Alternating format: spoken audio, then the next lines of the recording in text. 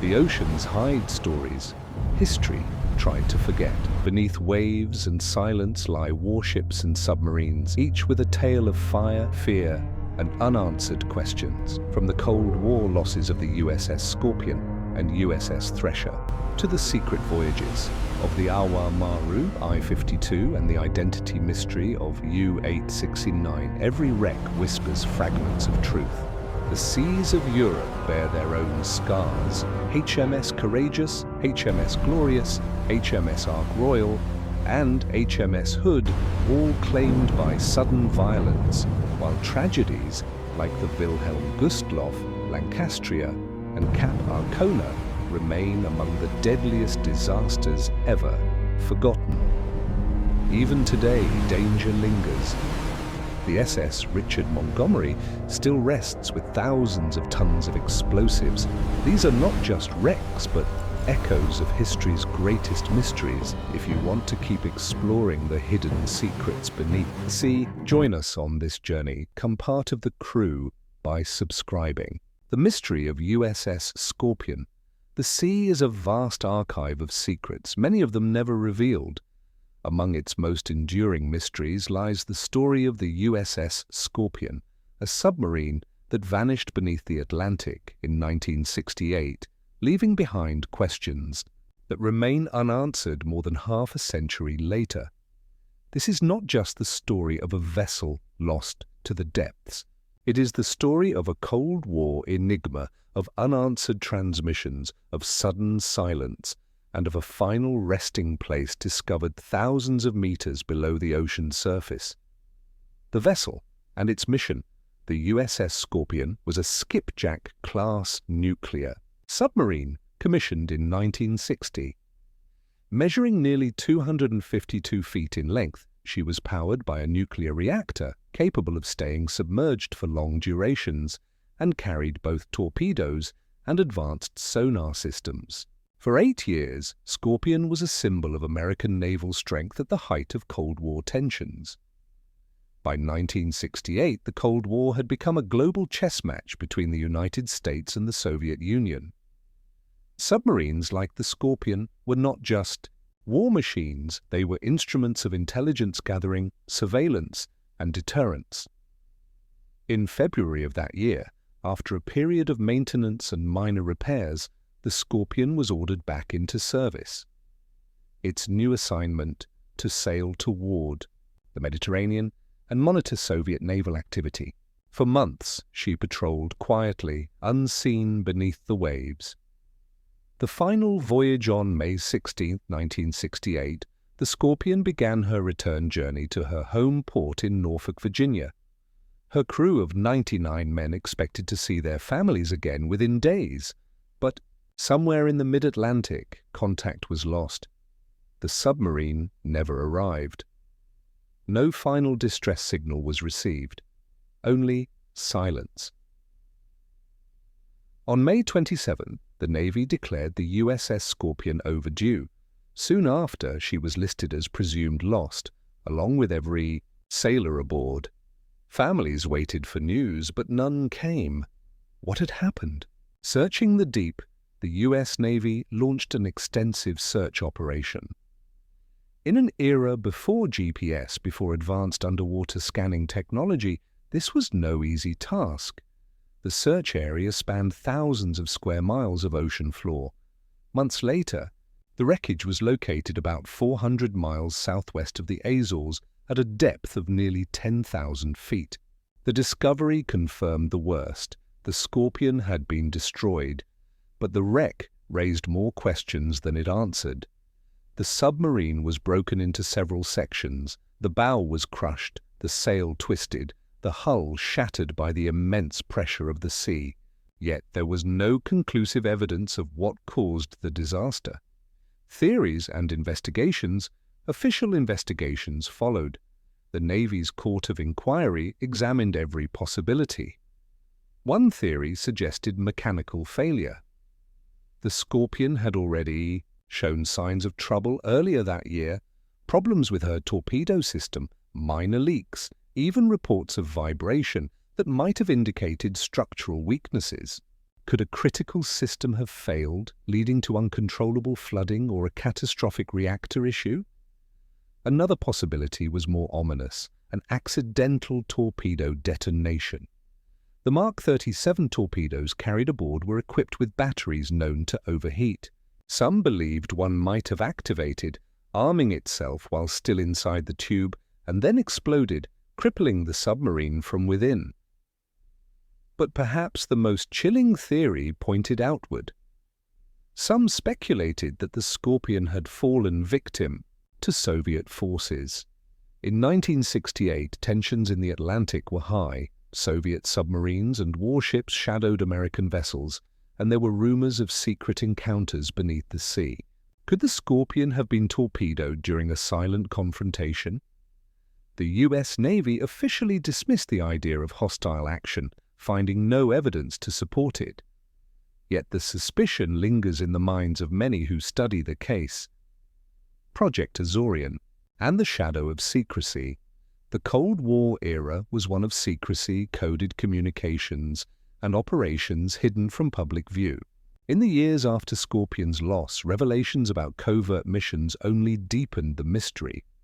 Around the same time, the US launched Project Azorian, a secret attempt to raise parts of a sunken Soviet submarine from the Pacific using a specially built ship, the Glomar Explorer. If such operations were possible, some wondered, what had truly been happening in the Atlantic in 1968? The timing was uncanny. In the same year, 4 submarines from different nations were lost. Israel's INS, Dakar, France's Minerve, the Soviet K-129, and the American Scorpion. For many, this was more than coincidence. It was a reminder that the Cold War beneath the waves was every bit as dangerous as the one waged in the skies above. Voices from the families. For the families of the 99 men aboard, the loss was devastating. They received little more than brief explanations, condolences, and promises of continued inquiry. For years, widows and children asked questions, pressed for answers, and searched for meaning. Even decades later, the mystery is not fully resolved. Documents remain classified, and some details of the Navy's analysis have never been released to the public. The silence, for many, is as heavy as the ocean that claimed their loved ones. Science in the deep, the wreck of the Scorpion also became an important case study in deep-sea exploration. In later years, oceanographer Robert Ballard, who would go on to discover the Titanic, visited the site. Using advanced submersibles, his team mapped the wreck and confirmed its scattered remains. The imagery showed a violent implosion, consistent with a hull collapse under immense pressure, yet Ballard himself admitted the exact sequence of events remained unknown. Did an internal fire trigger flooding? Did a torpedo malfunction? Or was there something else, something hidden in the classified records of the Cold War? Legacy of the Scorpion today, the USS Scorpion lies silent, more than 3 kilometers beneath the Atlantic. It rests as both a tomb and a monument, a reminder of the risks faced by those who serve in the unseen world of submarines. Every visit to the site, every document declassified, adds a fragment of knowledge. But the whole truth still lies beyond reach. The story of the Scorpion is not simply about one submarine. It is about the uncertainties of technology in its time, about the dangers of silent warfare, and about the families who never saw their loved ones return. Closing reflection. The Atlantic keeps its secrets well. The USS Scorpion is one of them. Whether lost to mechanical failure, accident, or confrontation, the precise cause remains locked in darkness, and so, as the currents drift endlessly above her broken hull, the question endures: was the Scorpion a casualty of her own design, or a silent victim of a hidden battle beneath the sea? Only the ocean knows. The mystery of USS Thresher. The ocean is both a guardian and a graveyard. It holds the memory of triumphs, tragedies, and mysteries. events that unfold in silence far beneath the surface. Among these is the story of the USS Thresher, a submarine that never returned from the depths and whose loss became a turning point in naval history. This is not just the tale of a vessel's destruction. It is the account of a disaster that changed how submarines are built, tested, and sailed to this day. A new era of submarines. When the USS Thresher was launched in 1960, she represented the cutting edge of American naval technology. At 278 feet, long and powered by a nuclear reactor, she was the lead ship of her class, a new generation designed to dive deeper, move faster, and operate more quietly than any submarine before. The Thresher embodied a leap forward. She could track Soviet submarines with unprecedented sonar systems, launch advanced torpedoes, and sustain long-duration missions. In the tense atmosphere of the Cold War, the vessel was not just a warship, it was a message. The United States would dominate beneath the waves, yet innovation comes with risk. And in the case of the Thresher, risk and tragedy would converge. The final dive on the morning of April 10, 1963, the USS Thresher sailed into the Atlantic for deep diving trials. Her destination was an area east of Cape Cod, Massachusetts, where the submarine would descend to test its limits. A support ship, the submarine rescue vessel USS Skylark, remained on the surface to monitor communications. At first, everything proceeded as planned. The Thresher descended slowly, reporting its depth to the Skylark. At 9:13 a.m., the submarine reached more than 1,000 feet. Then came a garbled message: experiencing minor difficulties, have positive up angle, attempting to blow. Minutes later, another transmission reached the Skylark. Test depth. Then silence. There were no further signals, no distress call, no recovery. The USS Thresher and all 129 men aboard had vanished. The search. The U.S. Navy immediately launched a massive search effort.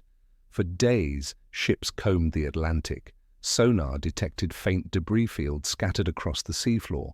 Finally, evidence was found: shattered fragments, twisted metal, and broken machinery spread across an area some 400 feet beneath the waves.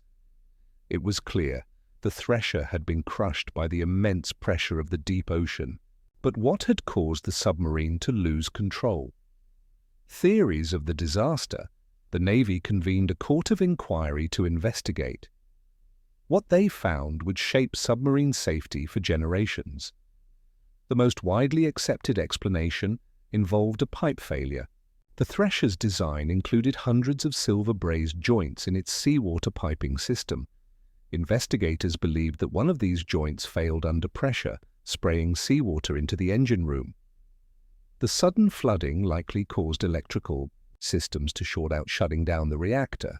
With power lost, the submarine's propulsion would have stopped, leaving it unable to rise. The crew tried to blow the ballast tanks, forcing compressed air into the tanks to bring the submarine back to the surface. But here, too, design flaws became fatal. The compressed air system contained moisture, which froze into ice at great depths. Instead of releasing air to lift the vessel, the valves clogged. The Thresher continued to sink. Within minutes, it had passed its crush depth. The immense pressure of the sea collapsed the hull, releasing a violent burst of energy. In an instant, the submarine was destroyed. The human cost. The loss of the USS Thresher was the deadliest submarine disaster in American history. All 129 crew members perished, including Navy personnel and civilian shipyard workers who had joined the trials. Families waited for news, but there were no survivors, no rescues, no hope. For the Navy, the tragedy was a shock. The Thresher had been considered the most advanced submarine of its time. How could it fail so catastrophically? The answer lay in both design and procedure. The submarine had been rushed into service. Safety protocols were limited, and certain systems, like the ballast tank valves, had never been tested under real deep-sea condition. The birth of SubSafe, the disaster, forced the Navy to act. Out of the tragedy came one of the most important safety programs in naval history, SubSafe.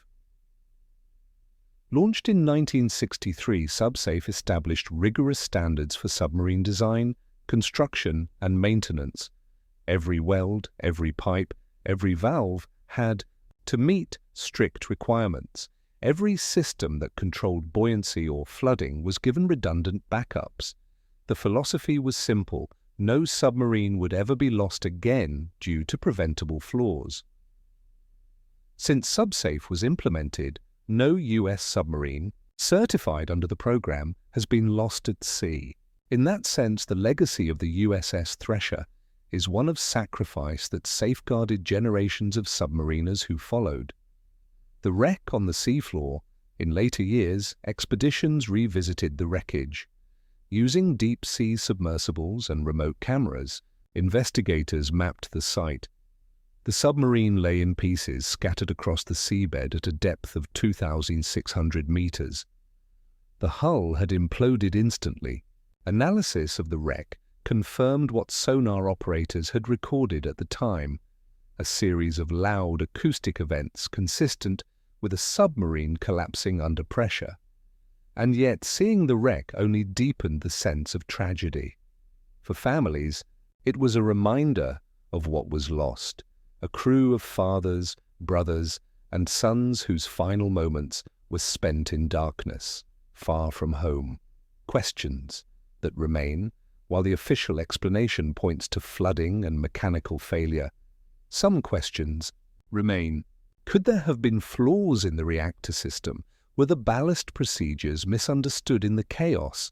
And why were potential weaknesses in the piping system not addressed before the dive? In 2018, decades after the sinking, the U.S. Navy declassified thousands of pages of documents related to the Thresher. The details confirmed the flooding theory, but also revealed a culture of overconfidence at the time, an assumption that technology alone could prevent disaster. It was a sobering reminder that even the most advanced machines are not immune to failure. Legacy of the Thresher today. The USS Thresher rests silently on the ocean floor. It is both a tomb and a lesson, a reminder of the men who gave their lives and the changes their loss inspired. Each modern submarine, every safe dive, carries a trace of that legacy. The procedures born from the disaster ensure that those who serve beneath the waves have the best possible chance of returning home. Closing reflection. The sea is an unforgiving place. For the USS Thresher, a single failure was enough to seal her fate. But in her destruction, she became the catalyst for progress, ensuring that the mistakes of the past would not be repeated. And so, while the submarine lies broken and silent, beneath thousands of feet of water, her story continues to echo, reminding us that even in tragedy, there can be lessons that endure. The mystery of Awa Maru. The sea does not forget. Every vessel that sails upon it becomes part of its memory. Some remembered for triumph, others for tragedy, and a few remembered for mystery. One of these is the Japanese ocean liner Awa Maru, a ship that set out during the final months of World War II under a flag of safe passage, yet never reached its destination. Its disappearance became both a wartime scandal and a maritime riddle that has haunted historians and treasure hunters alike. A ship of contradictions. The Awa Maru began her life not as a warship, but as a luxury passenger liner.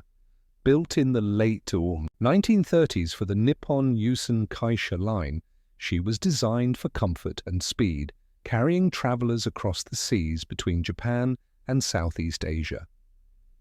But with the outbreak of World War II, the Awa Maru's fate changed.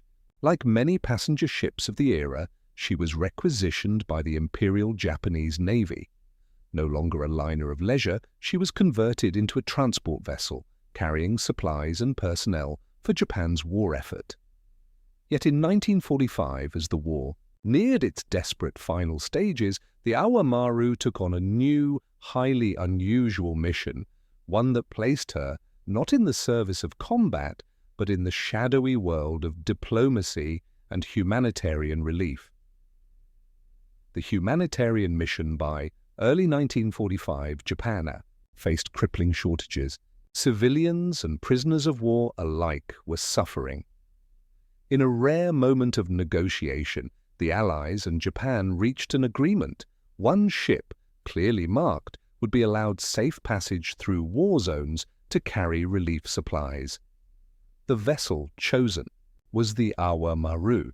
Painted with identifying markings and illuminated at night, she carried food, medicine, and Red Cross aid intended for Allied prisoners in Southeast Asia. In return, Japan was expected to transport Allied prisoners home safely. On her return voyage, the agreement was fragile, but the rules were clear.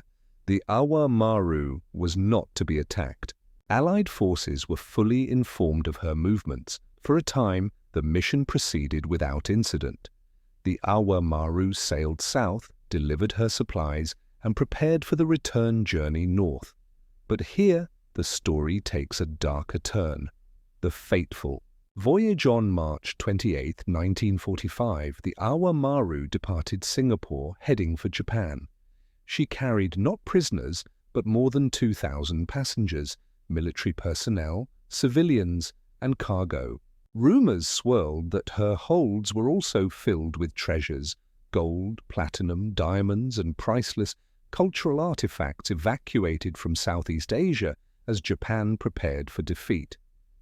Sailing through the South China Sea and into the East China Sea, the vessel approached waters heavily patrolled by American submarines. Despite her safe passage status, her fate was sealed by a single mistake. The attack on the night of April 3, 1945, the American submarine USS Queenfish was patrolling near the coast of China. Poor visibility and miscommunication led her commander, Lieutenant Commander Charles Elliot Laughlin, to mistake the illuminated ship for an enemy target. Ignoring the safe passage agreement, the Queenfish fired torpedoes. The Awa Maru was struck and sank quickly beneath the waves. Of the more than 2,000 souls aboard, only one survivor was pulled from the water. The rest perished in darkness, fallout, and scandal. The sinking of the Awa Maru was not just a tragedy, it was a diplomatic disaster. The United States had explicitly promised safe passage, and now that promise had been broken, Lieutenant Commander Laughlin faced court-martial. Though found guilty of negligence and relieved of command, he escaped with a relatively mild punishment, reflecting the chaos of wartime justice.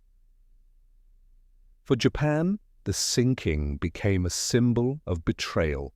For the families of those lost, it was an irreparable wound. But the story did not end with wartime blame. Instead, it transformed into one of the great maritime mysteries of the 20th century. The treasure ship. Rumors, almost immediately after the sinking, stories spread that the Awa Maru had been carrying vast quantities of treasure, gold bullion, platinum, industrial diamonds, rare minerals, and priceless cultural relics. According to some accounts, Japan had used the humanitarian mission as cover to secretly transport its wealth and resources back to the homeland. Whether fact or fiction, the rumors gave the wreck an almost mythical allure. For decades, treasure hunters and governments alike speculated on what lay inside the sunken hull. The possibility of billions of dollars worth of lost riches made the Awa Maru one of the most sought-after wrecks in history. The search in the 1970s, the Chinese government, in whose territorial waters the wreck lay, launched a massive recovery effort. For years, divers, dredges, and salvage equipment worked to locate and examine the site. When the remains of the ship were finally reached, what was found did not match the legend. Instead of glittering gold and diamonds, the salvagers reported finding mundane cargo, rubber, tin, coal, and everyday supplies. Yet some remained unconvinced. Could the treasure have already been looted before the official salvage? Had it been buried deeper within the wreck, beyond the reach of divers? Or were the rumors always exaggerated, a myth born of desperation and speculation in wartime? To this day, no definitive treasure has been recovered. Memory and mystery, the Awa Maru remains a powerful symbol of humanitarian intentions betrayed, of wartime tragedy, and of secrets swallowed by the sea. For historians, it is a case study in the fog of war where agreements collapse and mistakes carry fatal consequences. For treasure hunters, it remains a tantalizing enigma, a vessel that might still conceal riches in its broken hull. For families, it is simply the resting place of more than 2,000 lives lost in the final year of a devastating conflict. Closing reflection, the sea holds its silence well. The story of the Awa Maru is not only about how she was sunk, but about what may or may not have gone down with her. A ship promised safety, destroyed in error. A cargo rumored to be priceless but never confirmed. A single survivor carrying the memory of thousands, and so the mystery endures, whether the Awa Maru lies on the ocean floor as nothing more than twisted steel and tragedy, or whether she still guards a hidden treasure waiting to be discovered. Only the depths know for certain. The mystery of submarine. I-52 beneath the Atlantic lies the wreck of a submarine unlike any other. She was not simply a war machine, but a vessel of secret missions, coded cargo, and whispered rumors of treasure. Her name was I-52, a Japanese submarine sent across the world's most dangerous waters at the height of World War II. Her mission was bold, her fate sealed, and her story still wrapped in mystery. A vessel of ambition, the submarine I-52 was part of the Japanese Imperial Navy's I-boat fleet, a group of long-range submarines designed not just for attack, but for special missions that stretched across oceans. At 356 feet long, she was one of the largest submarines of her time, capable of voyaging from Asia to Europe without surfacing for weeks. Unlike most submarines, I-52 was not built to sink enemy ships. Instead, she was chosen for a mission of transport, a mission that carried her from Japan toward Nazi-occupied Europe in 1944. The Axis connection by 1944, Japan was desperate for resources. Its access to raw materials had been cut off by Allied blockades. Germany, meanwhile, possessed advanced technology, radar, weapon designs, and materials like specialized metals that Japan wanted. An agreement was reached. Japanese submarines would carry critical resources to Europe and return with German technology. These secret missions were codenamed Yanagi missions, silent journeys across the oceans, linking Axis partners in defiance of Allied control. The I-52 was chosen for one of the most ambitious of these missions. Cargo of secrets. In March 1944, the I-52 departed Kure, Japan, loaded with an extraordinary cargo. Among her holds were 2 tons of gold, meant as payment to Germany for weapons and materials. Alongside the gold were more than 100 tons of tin, 40 tons of tungsten, rubber, molybdenum, and opium, all highly valuable for the war effort. Her destination was Lorient, a German-controlled port in occupied France. From there, she would unload her cargo and take on German technology, including radar equipment and plans for jet aircraft. On board were not only Japanese sailors, but also technicians who would study German innovations and bring that knowledge back across the seas. The Atlantic Gauntlet. By late May 1944, the I-52 reached Singapore, replenished her stores, and set course westward. In June, she crossed the Indian Ocean, passed the Cape of Good Hope, and entered the vast expanse of the Atlantic Ocean, but the Allies were watching. American codebreakers had already intercepted messages revealing her mission. The submarine was sailing directly into danger. The final encounter, on the night of June 23, 1944, in the mid-Atlantic, the American aircraft carrier USS Bogue and her escort group were hunting. With radar, sonar, and long-range aircraft, they had become deadly predators against submarines. That evening, a Grumman TBF Avenger torpedo bomber located the I-52 on radar. The submarine was on the surface, traveling under the cover of darkness. The Avenger swooped low, dropping flares to illuminate the target. The I-52 dived, trying to escape, but the Avenger released sonobuoys, underwater listening devices, and then dropped acoustic torpedoes. Moments later, an explosion echoed through the sea. The submarine never resurfaced. All 95 men aboard were lost. Aftermath and silence. With the I-52 destroyed, the secret mission was over. The gold, the cargo, the plans all vanished into the Atlantic depths. For decades, the wreck lay undisturbed, a forgotten relic of a war fought both in the open and in the shadows. But as time passed, the legend of the I-52 grew. Rumors of treasure stories circulated that the submarine carried not only gold, but also diamonds, industrial secrets, and priceless technology. To some, she was a treasure ship, a lost fortune resting 17,000 feet below the waves. Treasure hunters and explorers became fascinated by her story. The image of a sunken submarine filled with gold bullion captured the imagination of divers, writers, and historians alike. But was the legend true, or had the submarine's fate been exaggerated over time? Rediscovery. In the 1990s, interest in the I-52 was rekindled. A private American company working with Russian deep-sea specialists set out to locate the wreck. Using side-scan sonar and deep-diving submersibles, they finally found her in 1995. The submarine lay broken but recognizable deep in the Atlantic. Remote cameras revealed her massive hull, silent and encrusted after 50 years.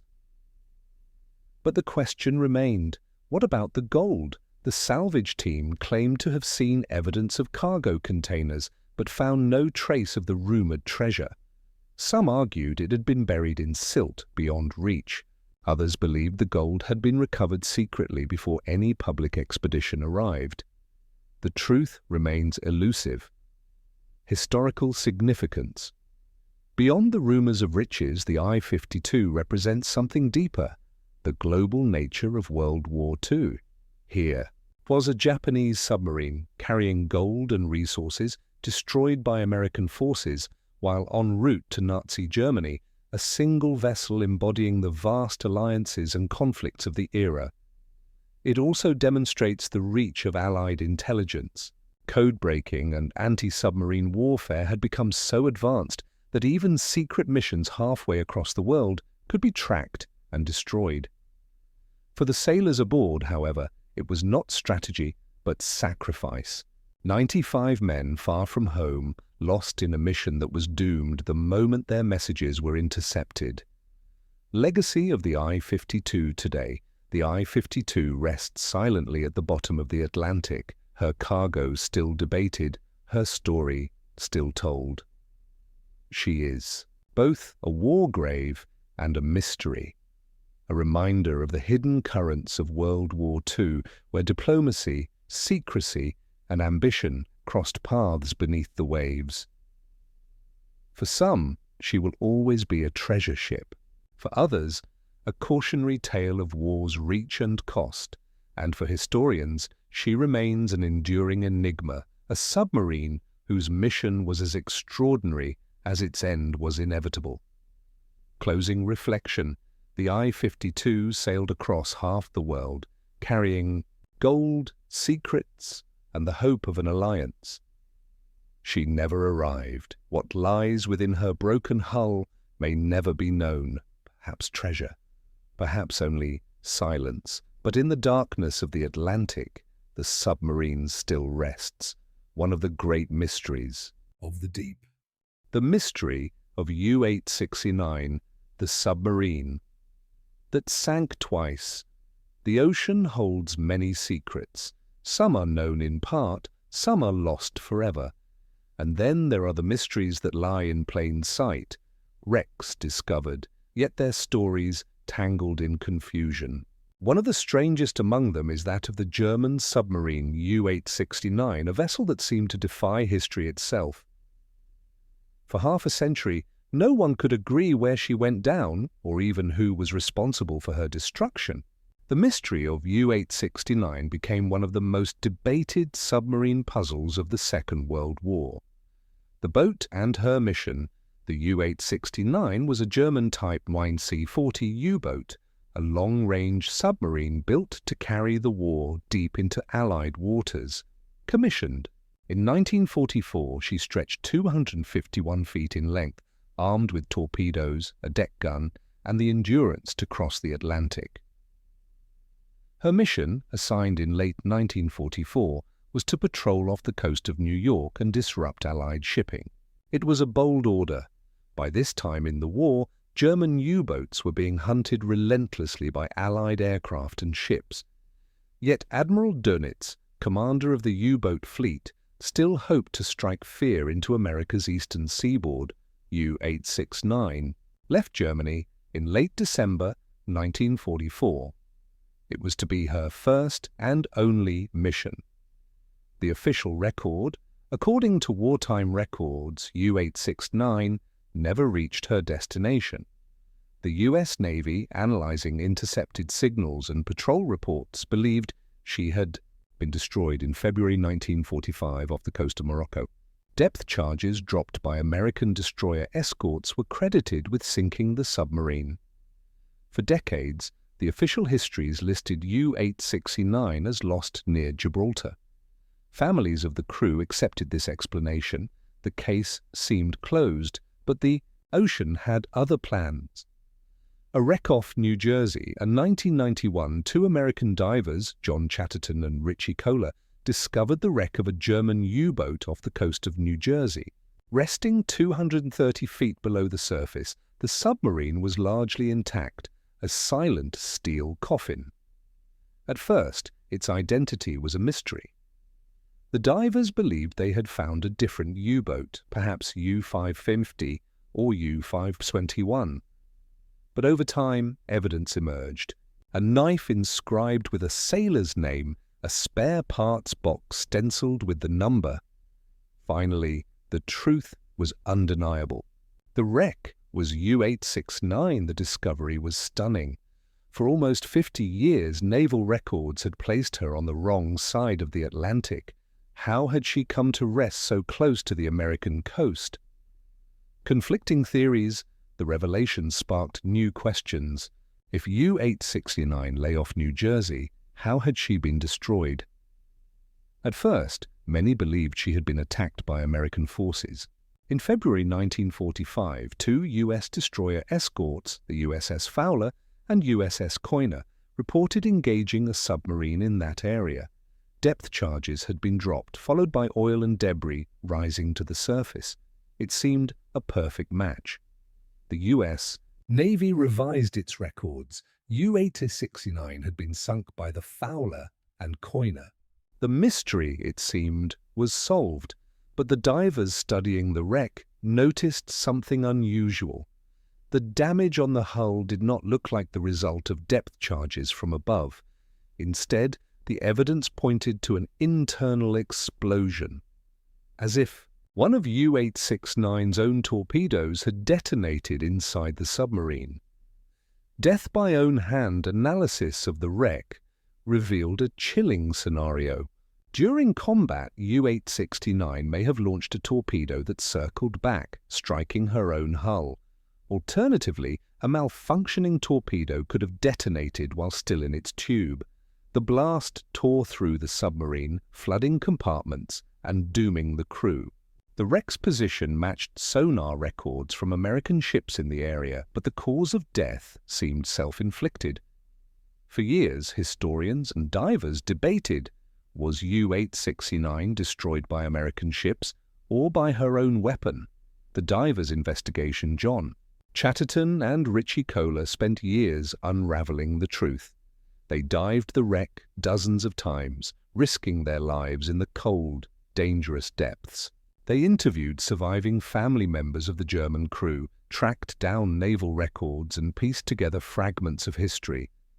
Their conclusion, U-869 was not sunk by American destroyers but by her own torpedo in a tragic accident. The Navy's claim, they argued, was based on assumption rather than physical evidence. In 2005, their investigation was chronicled in Robert Kurson's book Shadow Divers, bringing the story of U-869 to a wide audience. The book painted the submarine not just as a wreck, but as a mystery of identity, one that required human dedication and obsession to uncover. The human story for the 56 men aboard U-869, the distinction hardly mattered. Whether destroyed by enemy action or by accident, their fate was the same, entombed within their steel vessel thousands of miles from home. For their families, however, the truth carried weight. For decades, they had been told their sons and brothers lay off Gibraltar. Now evidence showed they had died off the coast of America, victims of both war and error. Lessons of U-869. The story of U-869 reveals the fog of war in its purest form. Records can be wrong, battles can be misreported. For half a century, history itself had misplaced an entire submarine. It also reveals the peril of submarine warfare. German U-boats, American submarines, Japanese I-boats all carried torpedoes that were as dangerous to their users as to their targets. Malfunctions were common and accidents could be fatal, but above all, U-869's story reminds us that truth sometimes lies hidden, waiting for those willing to search for it. Closing reflection. For nearly 50 years, U-869 lay in silence off the coast of New Jersey, its true identity unknown. When divers revealed her name, they uncovered not just a wreck, but a contradiction. Two histories, two explanations, one submarine. Was she sunk by American ships or by her own torpedo? The debate continues, but the wreck tells its own silent story. The submarine that seemed to sink twice now rests in one place, a reminder that even in war, mystery endures. The mystery of U-166, the Gulf's lost U-boat. The Gulf of Mexico is seldom silent. Amid its vast waters, a hidden drama played out during World War II, one that remained unspoken for decades until technology finally unraveled its truth. This is the story of U-166, the only German U-boat sunk in these waters, a wreck that would rewrite history and vindicate a wronged captain. A silent predator in American waters, commissioned in early 1942, U-166 was a Type Windsee U-boat of Nazi Germany's Kriegsmarine. Designed for long-range patrols, she carried torpedoes, deck guns, and enough endurance to stalk Allied ships across oceans. On July 30, 1942, U-166 struck again on the front lines, torpedoing the passenger liner SS Robert E. Lee, which was under escort off the Mississippi River Delta. The ship sank, and U-166 believed victory had been theirs. The counterattack and a hero, discredited as Robert E. Lee, sank. The U.S. Navy patrol craft PC-5686 under Lieutenant CMDR Herbert G. Claudius counterattacked. Claudius deployed depth charges over the suspected sub's dive spot. Oil and debris rose to the surface, evidence, he believed, of a successful kill. Yet his own superiors doubted him and removed him from command. The credit was instead given to a Coast Guard aircraft that had engaged a U-boat much farther away. For years, Claudius lived with the shadow of accusation, his role in defending America dismissed and forgotten. Decades of misplaced faith and rediscovery U-166 slipped into obscurity until 2001, when a routine oil pipeline survey located two wrecks lying less than 2 miles apart, Robert E. Lee and U-166, resting some 5,000 feet down in the Gulf. The sonar contacts showed distinct sections and debris fields, a submarine silhouette beside its sinking victim. The discovery confirmed U-166's final resting place and, more significantly, validated Claudius's report, A Deeper Dive, What Did the Wreck Reveal? In 2014, famed oceanographer Robert Ballard led an expedition to map the wreck in high resolution. The images were both chilling and telling. The submarine's bow had been blown off, appearing separated from the main hull.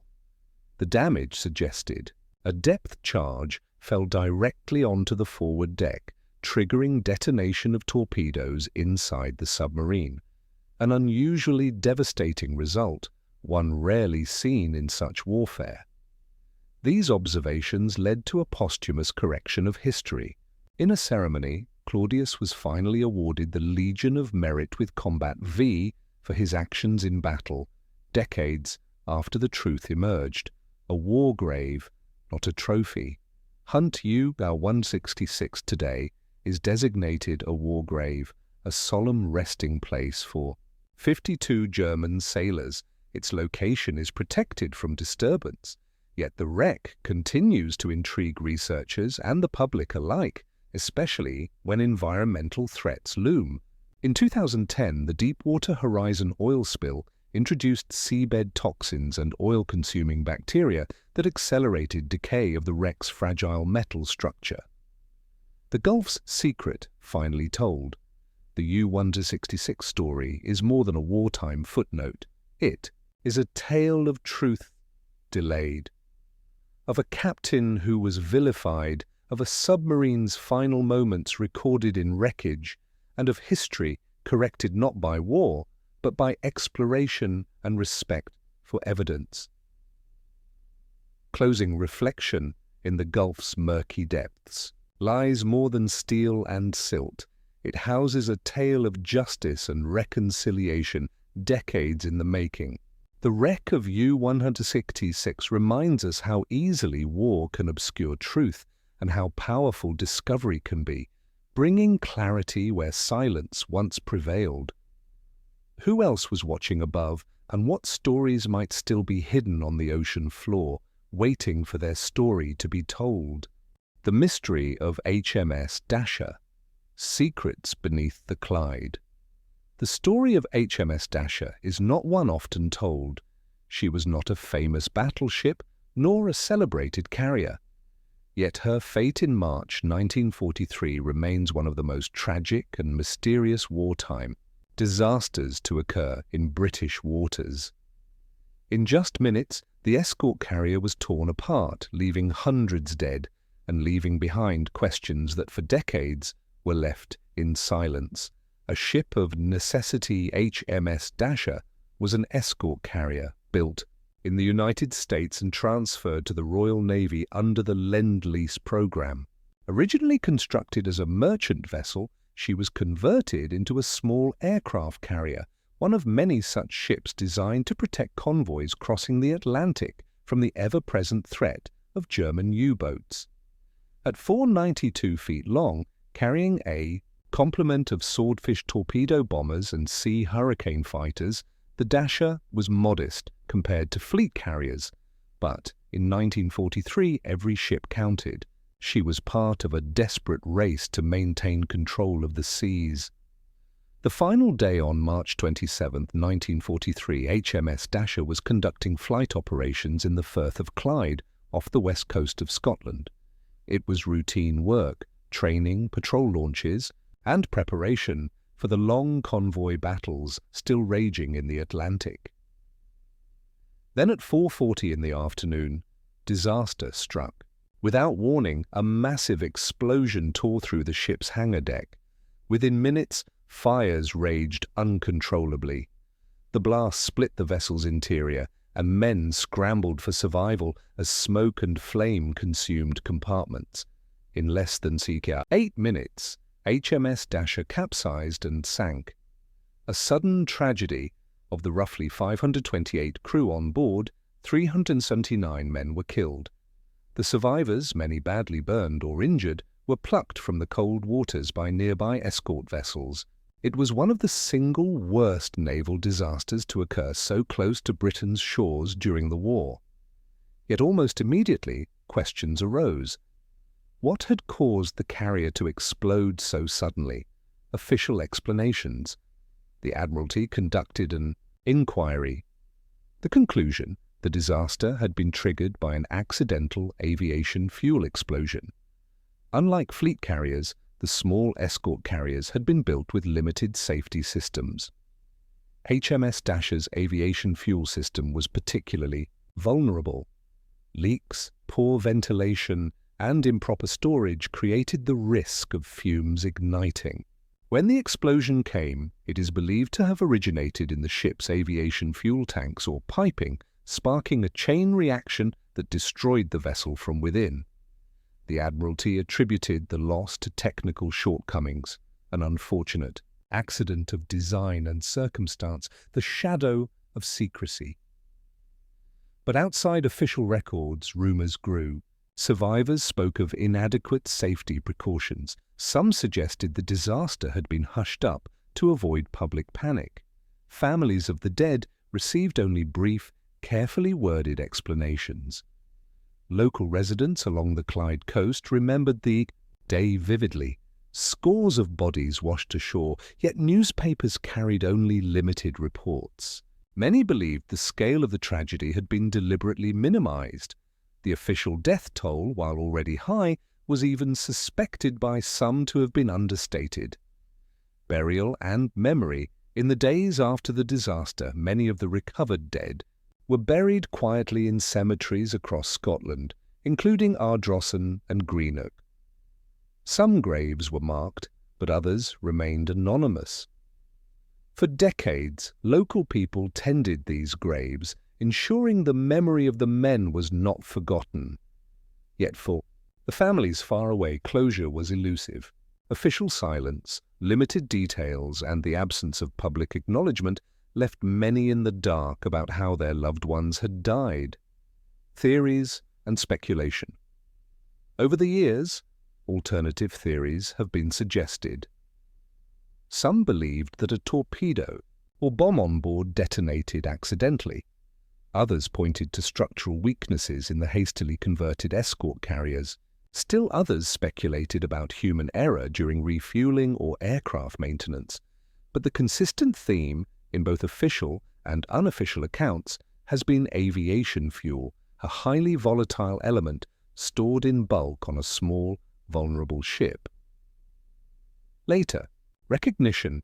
In the decades after the war, researchers and naval historians gradually brought the story of HMS Dasher back into the open. Memorials were erected, survivors gave interviews, families pressed for fuller acknowledgement of the tragedy. Though questions remain, the silence has faded.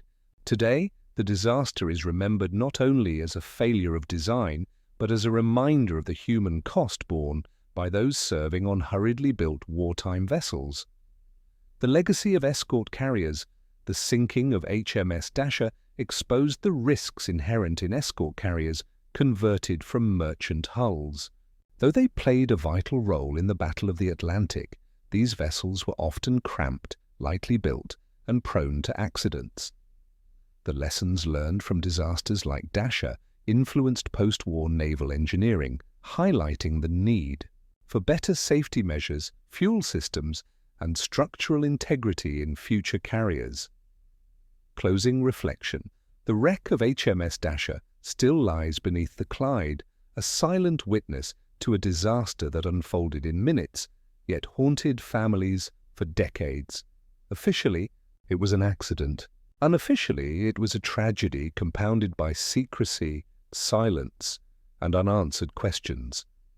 As the years pass, the ship is remembered not just for how she sank, but for what her story represents: the dangers of war, the fragility of hastily built vessels, and the sacrifices of the men whose service ended in fire and water so close to home.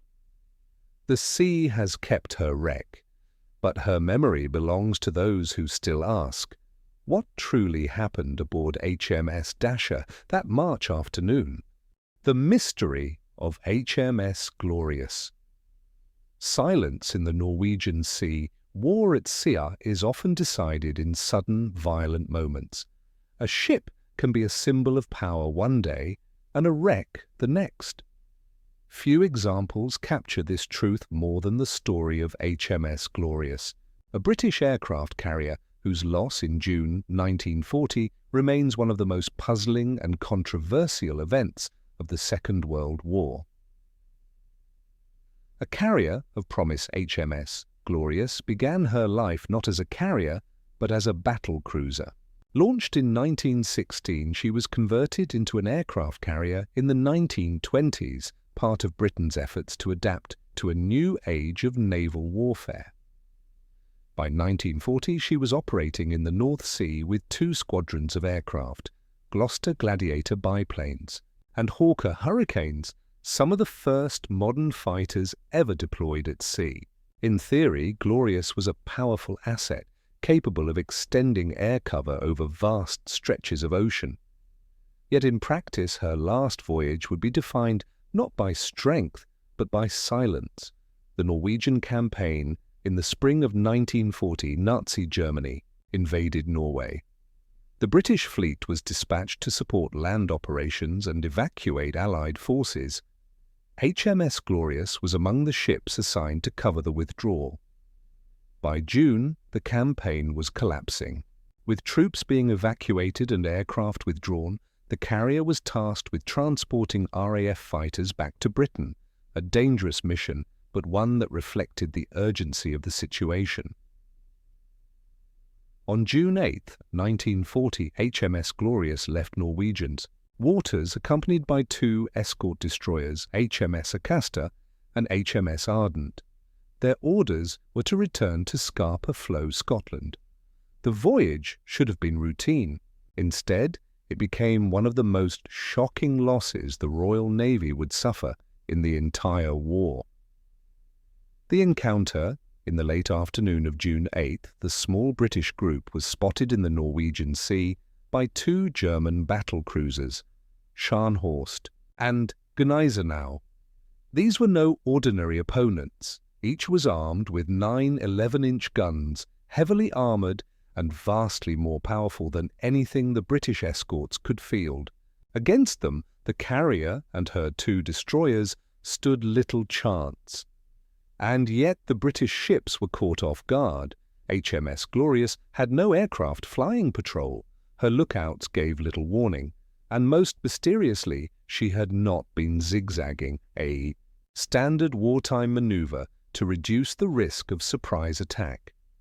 The German ships opened fire. Within minutes, shells rained down on the carrier. Fires spread, explosions shook her decks, and the flight deck was torn apart. By early evening, HMS Glorious was burning and listing heavily. At 7:10 p.m., she capsized and sank. Both destroyers fought desperately to protect her.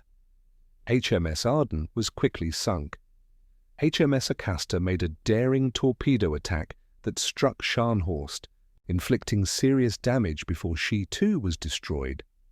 Out of more than 1,500 men across the 3 British ships, only about 40 survived. The silence of the wireless, what makes the loss of HMS Glorious especially mysterious, is not only how she was sunk, but what didn't happen. Despite hours of battle, no distress signal was received by the Royal Navy. The Sinking went unnoticed until survivors were rescued days later by Norwegian fishermen. By then, the fleet had moved on, unaware that one of its carriers had been destroyed. Why was no call for help made?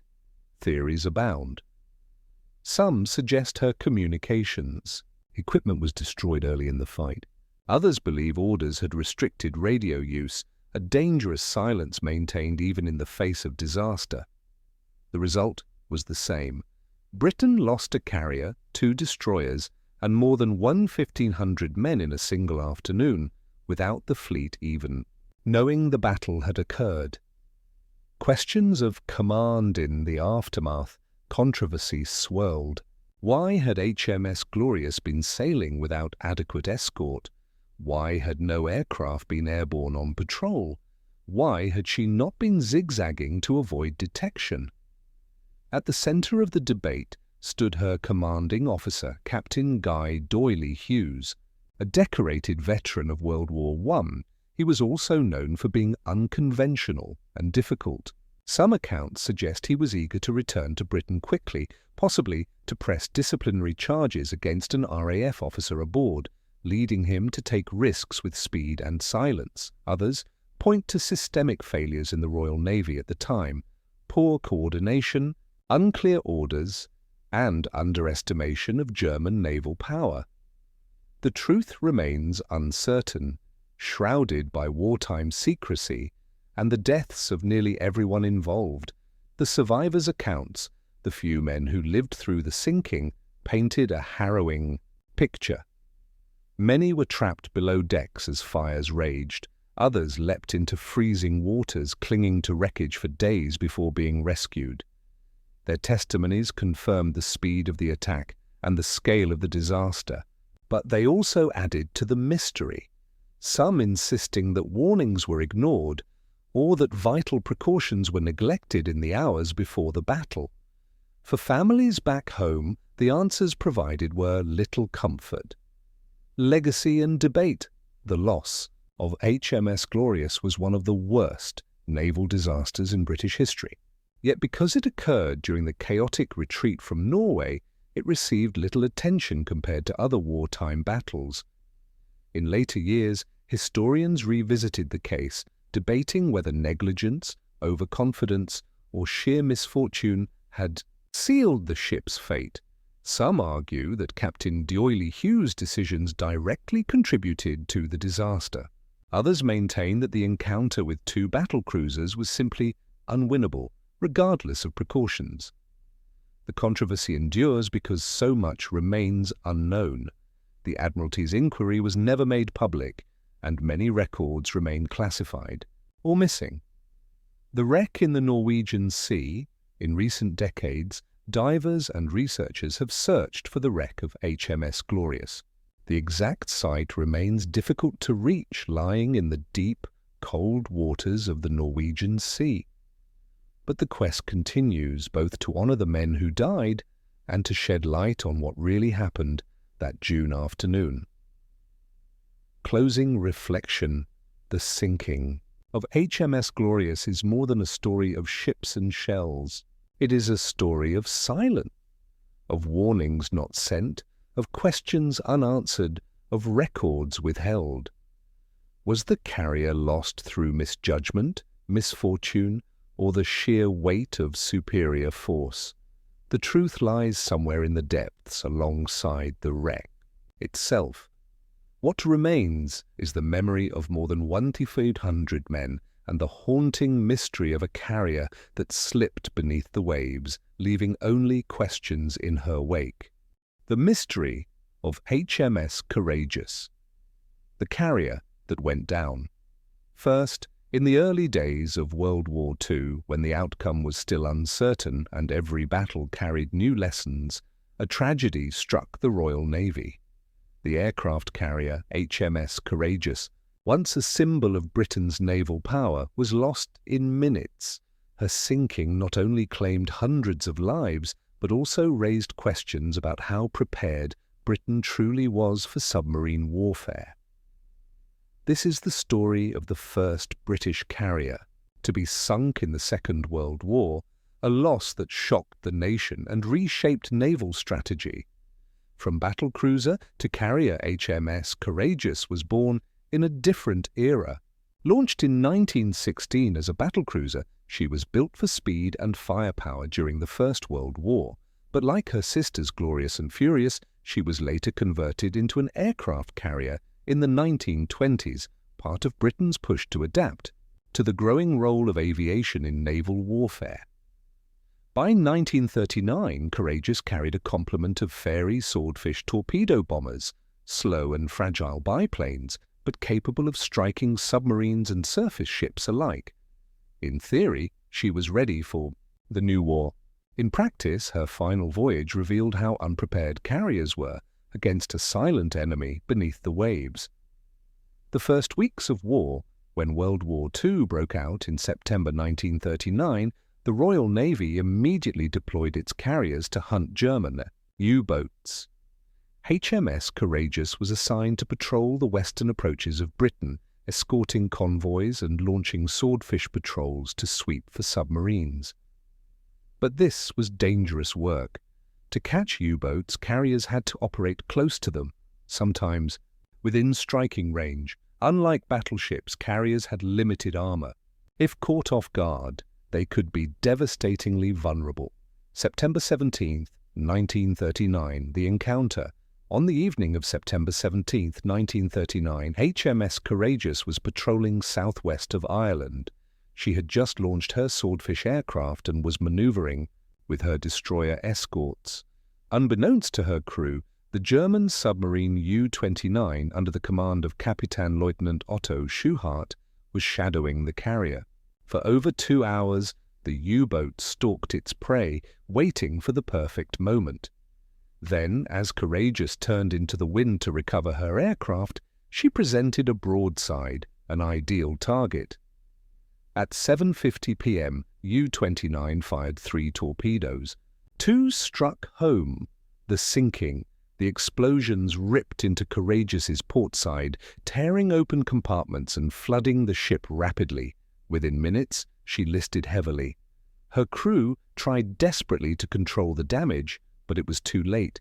In just 20 minutes, HMS Courageous capsized and sank. Of the 1,259 men aboard, 518 were killed. The rest were rescued by escorting destroyers and nearby ships, though many survivors endured the cold Atlantic waters before being pulled to safety. It was the first British aircraft carrier lost in World War II. The news shocked the nation. Aftermath and shockwaves. The sinking of HMS Courageous came only 2 weeks into the war. For Britain, it was a sobering reminder of the deadly efficiency of German U-boats. The Royal Navy, still relying on strategies from the First World War, realized that carriers patrolling alone in open seas were easy prey. The loss forced an immediate change in tactics. The Admiralty ordered that aircraft carriers were no longer to be used for direct U-boat hunting patrols. Instead, they would be kept for fleet operations, where destroyer screens and air patrols could offer better protection. The U-boat perspective. For Germany, the sinking of HMS Courageous was a propaganda victory. U-29 and her commander, Otto Schuhart, returned to Germany as heroes. The attack demonstrated the lethal potential of U-boats, boosting morale and reinforcing Admiral Karl Dönitz's belief in the strategy of Wolfpack submarine warfare. But beneath the triumph lay a sobering truth. Even mighty carriers were vulnerable when caught unprepared. Questions and controversies. Despite the official accounts, questions lingered. Why was HMS Courageous operating so close to known U-boat waters without stronger escort protection? Why had she been maneuvering slowly, making recovery of aircraft instead of zigzagging to evade attack? Critics later argued that her patrols were a misuse of an aircraft carrier, exposing a capital ship to unnecessary danger in an effort to hunt submarines, a role for which she was never designed. The Admiralty's silence in the immediate aftermath, coupled with wartime censorship, meant families received only the barest of details. For many, the sudden loss seemed both senseless and preventable. Remembering the crew, for the 518 men who went down with HMS Courageous, the loss was devastating to families across Britain. Survivors told harrowing tales of explosions, flooding, compartments, and the desperate scramble to escape the listing ship. Many recalled the eerie speed with which the carrier rolled over and disappeared. In Plymouth and elsewhere, memorials were later raised to honor those lost. Yet compared to other wartime tragedies, the story of Courageous has often been overshadowed, remembered mainly as a lesson learned rather than as a human tragedy in its own right. Legacy of the loss, the sinking of HMS Courageous reshaped British naval tactics in the opening months of World War II. From then on, carriers were protected more carefully, and the idea of using them as bait for submarines was abandoned. Her loss also marked a symbolic moment. Within weeks of war, Britain had already lost one of its capital ships. The Battle of the Atlantic had begun in earnest, and the danger from U-boats would haunt the seas for years to come. Closing reflection, the sinking of HMS Courageous was not the result of grand strategy or decisive battle. It was a moment of vulnerability, exploited by a patient enemy. Her loss reminds us that in war, even the strongest ships can be undone in minutes, and that lessons are often learned at terrible cost. Today, the wreck of HMS Courageous remains in the Atlantic, a silent marker of the first carrier casualty of the war and of the men who served aboard her. The mystery of HMS Ark Royal, pride of the fleet, lost in hours. Some ships are more than steel and rivets. They become symbols of power, confidence, and national pride. For Britain, in the early years of World War II, one such ship was the aircraft carrier HMS Ark Royal. Yet her story ended not in glory, but in sudden disaster. A loss so unexpected that it remains one of the most dramatic mysteries of the war. At sea, a carrier, built for a new age. Launched in 1937, HMS Ark Royal was a marvel of design. Unlike converted carriers such as Courageous or Glorious, she was built from the keel up as an aircraft carrier. Longer, stronger, and more advanced, she carried more than 60 aircraft, from torpedo bombers to fighters. At 800 feet long and displacing 22,000 tons, she was the pride of the Royal Navy's carrier fleet. Her design emphasized speed and resilience. Many believed she was practically unsinkable. By 1939, as Europe plunged into war, Ark Royal became one of Britain's most visible symbols of naval power. Interwar, from the outbreak of war, HMS Ark Royal was constantly at the center of action.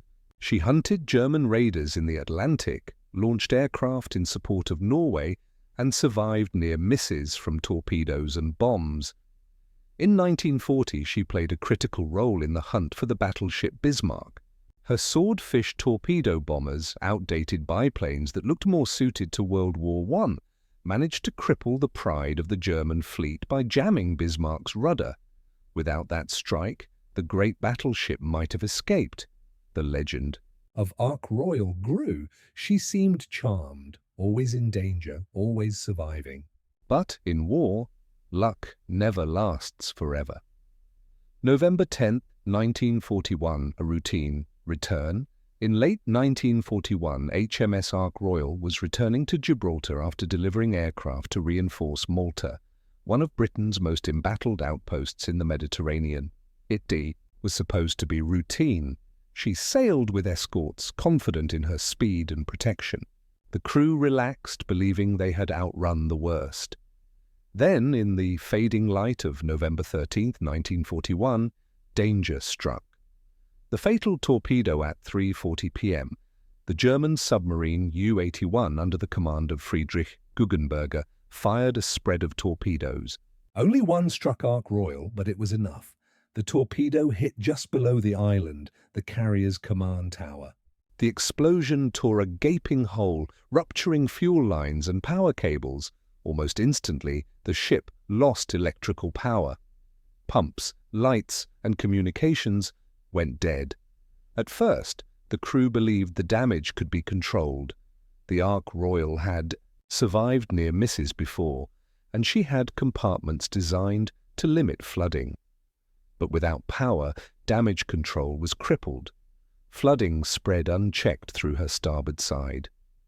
The long fight to save her for hours, the crew fought, men carried portable pumps, sealed compartments, and tried to stabilize the list. Destroyers pulled alongside, ready to take off the crew if needed. Admiral James Somerville, commander of Force H, was confident the carrier could be saved. At one point, it even seemed she might limp back to Gibraltar under tow. But slowly, the list grew worse. By midnight, the ship leaned more than 20 degrees. By dawn, it was clear HMS Ark Royal could not be saved. At 4:13 a.m. on November 14, 1941, after more than 12 hours of struggle, the pride of the Royal Navy capsized and sank. Miraculously, almost the entire crew was saved. Only one sailor was killed. But the loss of the ship was a crushing blow. Shock and mystery. The sudden sinking of HMS Ark Royal stunned Britain. How could a ship so large, so modern, so well defended, be lost to a single torpedo? Investigations followed. Critics pointed to design flaws. Her fuel lines and cables were too vulnerable. Others blamed overconfidence in her supposed invincibility, leading to lapses in vigilance. Some even questioned whether the crew had reacted too slowly or whether orders to abandon ship had been premature. But the truth is more complex. The torpedo's unlucky impact point crippled critical systems in seconds, leaving even the most determined crew powerless. U-81 and the German triumph for Germany, the sinking was a rare triumph at a time when the Mediterranean War was tilting against them. Guggenberger, the U-boat commander, became a decorated figure. Yet even in victory there was irony. U-81 had fired a spread of 4 torpedoes, only one had hit, and that single hit had destroyed one of Britain's most important carriers. It was a reminder that in naval war, chance could be as decisive as firepower. Legacy and aftermath. The loss of HMS Ark Royal reshaped the Royal Navy's approach to damage control. Future carriers received better compartmentalization, improved power redundancy, and stricter fuel management. But beyond the technical lessons, the sinking carried symbolic weight. Britain had lost not just a warship, but an icon. Ark Royal had been the ship that crippled Bismarck, the ship that embodied Britain's resilience. Her sudden loss was a painful reminder that no ship was invulnerable. The wreck beneath the sea. The wreck of HMS Ark Royal was discovered in 2002, lying upright on the seabed about 30 miles off Gibraltar. Remote cameras revealed her flight deck. Still intact, her island tower standing, a ghostly silhouette preserved in the silence of the deep. For historians, the discovery confirmed accounts of her sinking. For the families of those who served, it was a place of remembrance. For divers and explorers, it was a chance to see a legend resting beneath the sea.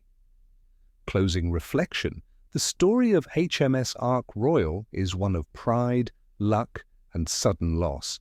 She was a ship that carried Britain through some of the darkest hours of the war, only to be undone in a single moment by a single torpedo. Her wreck today is both a tomb and a monument, a reminder that even the mightiest ships are vulnerable, and that the ocean remembers every story, no matter how quickly it was silenced above the waves. The mystery of HMS Royal Oak, a battleship. Lost in safe waters, naval warfare is often imagined on the high seas where fleets clash under open skies. But the story of HMS Royal Oak defies that image. She was a battleship, sunk not in battle, but while anchored in what was supposed to be the safest harbour in Britain. Her destruction in October 1939 shocked the nation, exposed hidden weaknesses, and remains one of the most daring submarine attacks of the Second World War. A battleship of another era, launched in 1914, HMS Royal Oak was a veteran of the First World War. At 600 feet in length, armed with 8 15-inch guns and thick armour, she had once been a symbol of Britain's naval dominance, but by 1939 she was already aging. Compared to newer ships, Royal Oak was slow, outdated and unsuited for the fast, modern warfare of the late 1930s. Still, she was considered valuable as part of the Royal Navy's home fleet, and her presence at Scapa Flow, the fleet's main anchorage in the Orkney Islands, was meant to deter any enemy daring enough to approach. Scapa Flow. Britain's stronghold. Scapa Flow had long been regarded as Britain's naval fortress. The vast natural harbour surrounded by the Orkney Islands had been used since World War I as the Royal Navy's northern base. It was believed to be impregnable, protected by block ships sunk across channels, minefields and coastal defences. Here, battleships like Royal Oak lay at anchor, supposedly safe from attack. Crews rested, defences were considered adequate. Few imagined a German submarine could ever slip inside, but one man set out to prove otherwise. Günther Prien's gamble in October 1939, just weeks after war broke out, German Admiral Karl Dönitz planned a bold strike to damage British morale. The idea was simple but audacious: send a U-boat directly into Scapa Flow. The mission was assigned to U-47, commanded by Captain Lieutenant Günther Prien. Navigating the narrow channels of Orkney in darkness, past block ships and patrols, seemed impossible. But on the night of October 13, 1939, Prien attempted it. With extraordinary skill, U-47 slipped through the Kursk Sound Channel, avoiding obstacles and patrols. By midnight, the submarine was inside Scapa Flow itself, alone in the heart of Britain's most important naval base. The attack at 12:58 a.m., Prien fired a salvo of torpedoes at HMS Royal Oak. Only one hit, causing limited damage. Many aboard thought it was a minor internal explosion. Minutes later, a second salvo was launched. This time, 3 torpedoes slammed into the battleship's side. The results were catastrophic. Explosions ripped through the forward magazines. Fires spread. The ship immediately began to list. Within just 13 minutes, HMS Royal Oak rolled over and sank beneath the waters of Scapa Flow, a heavy loss of the 1234. Men aboard 833 were killed, including more than 100 boy seamen, some as young as 14, the youngest casualties of the war. Survivors struggled in the dark, icy waters. Many were rescued by a nearby tender, HMS Daisy the Sanct, but the scale of the disaster was overwhelming. The attack stunned Britain. A battleship destroyed inside what was thought to be an impregnable harbour. It was not only a human tragedy, but a psychological shock. Escape into the night. After the attack, U-47 navigated back out through the same narrow channel. At dawn, Prien surfaced in the North Sea, signalling his success. In Germany, the news was greeted as a propaganda triumph. Prien was awarded the Knight's Cross by Hitler himself and hailed as the Bull of Scapa Flow. For Britain, the humiliation was total. If Scapa Flow could be penetrated, nowhere was truly safe. Questions and controversies. The sinking of HMS Royal Oak raised urgent questions. How had defences at Scapa Flow been so easily breached? Why had patrols not detected the submarine? Could more lives have been saved with quicker evacuation or better damage control? Official inquiries admitted serious failings. Block ships had not been positioned tightly enough, patrols were insufficient, and defensive nets were incomplete. The Navy quickly strengthened Scapa Flow's defences, closing gaps with new barriers and reinforcing patrol routines. But for the families of those lost, the explanations came too late. Memory and silence. For years, the loss of HMS Royal Oak was overshadowed by larger battles. Yet among naval tragedies, it holds a unique place. Not only was it one of the earliest British losses of the war, it happened at anchor in a place considered untouchable. The shipwreck today is a designated war grave. Divers are forbidden from disturbing it. Every year, Royal Navy divers place a white ensign flag on the wreck to honour those who perished. The wreck beneath Scapa Flow in 1939, the wreck lay only 60 feet below the surface, its mast protruding above the water for some time. Over the decades, it settled into the seabed, now resting quietly in the cold, dark waters of Scapa Flow. Sonar and underwater photography show the ship lying on her side, a twisted relic of a lost age of battleships. For the families of the young sailors, it remains their final resting place. Legacy of the disaster. The sinking of HMS Royal Oak forced immediate changes.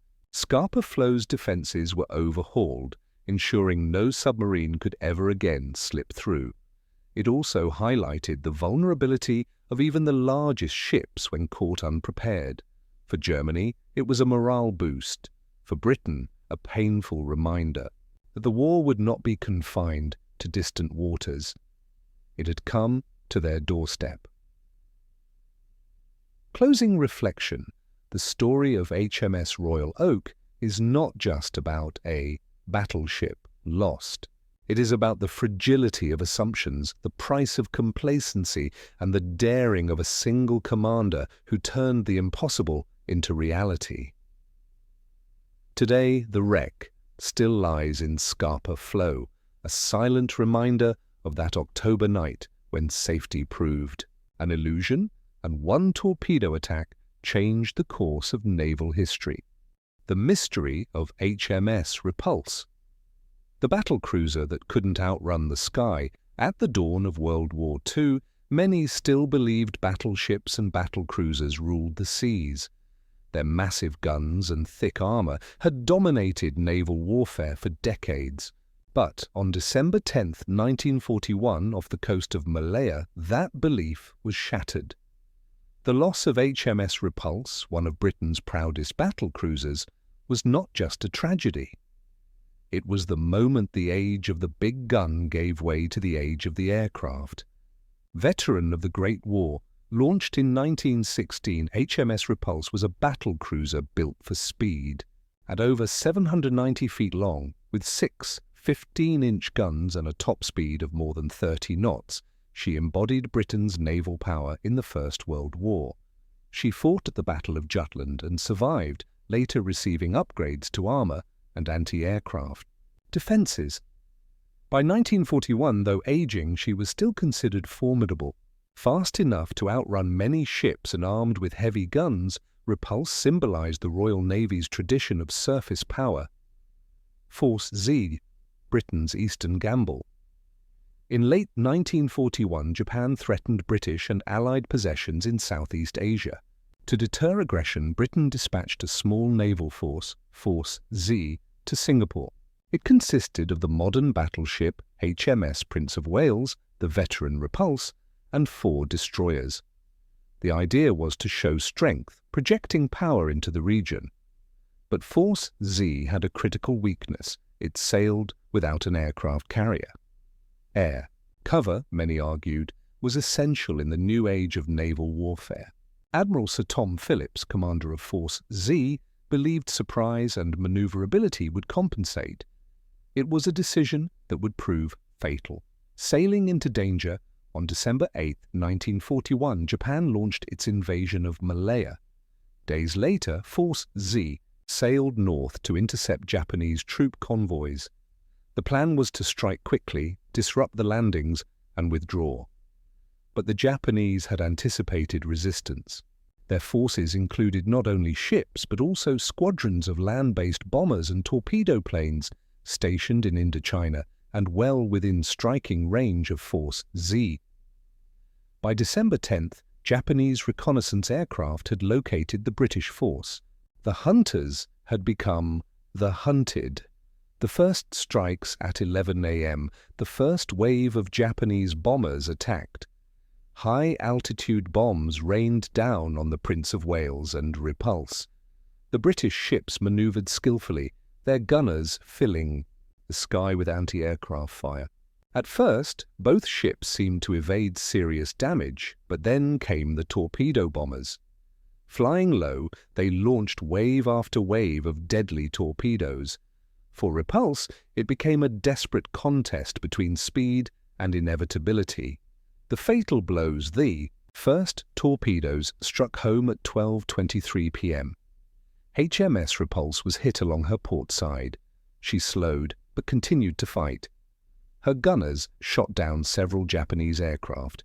The crew maneuvered with astonishing skill, dodging 19 torpedoes in one attack. Run, but numbers told. By 12:33, more torpedoes found their mark. Multiple explosions tore open her hull. Compartments flooded. The proud battlecruiser began to list heavily to port. Captain William Tennant gave the order to abandon ship. Men scrambled to lifeboats or leapt into the sea. At 12:33 p.m., just over an hour after the first attack, HMS Repulse rolled over and sank. Of her crew of 1,309 men, 508 were lost. The rest were rescued by accompanying destroyers. The fate of Force. 7 minutes later, HMS Prince of Wales suffered the same fate, struck by multiple torpedoes and bombs. Within hours, both capital ships had been destroyed. For the Royal Navy, it was a disaster unparalleled in modern times, the first battleships ever sunk at sea solely by aircraft.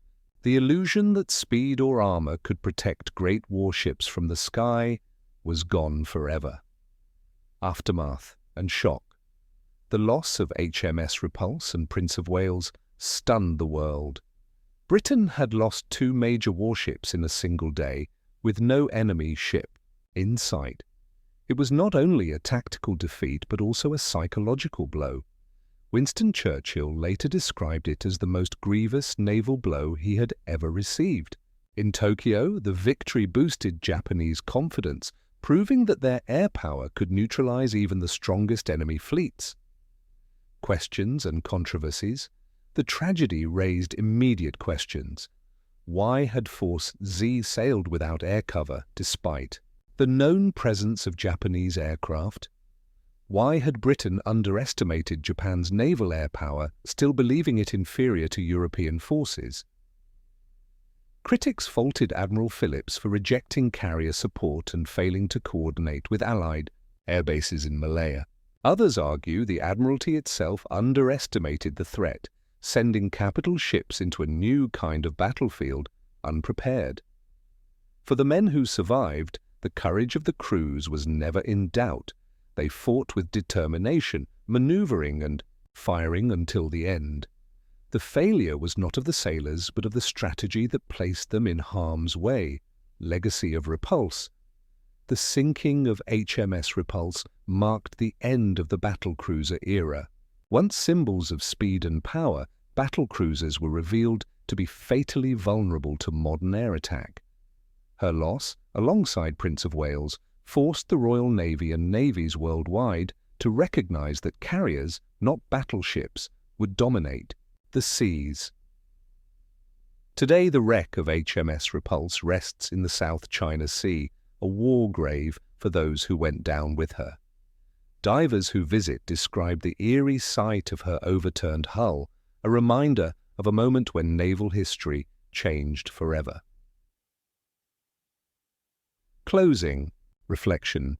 The sinking of HMS Repulse was more than the end of a ship. It was the end of an era. A battlecruiser built to outrun guns could not outrun the sky.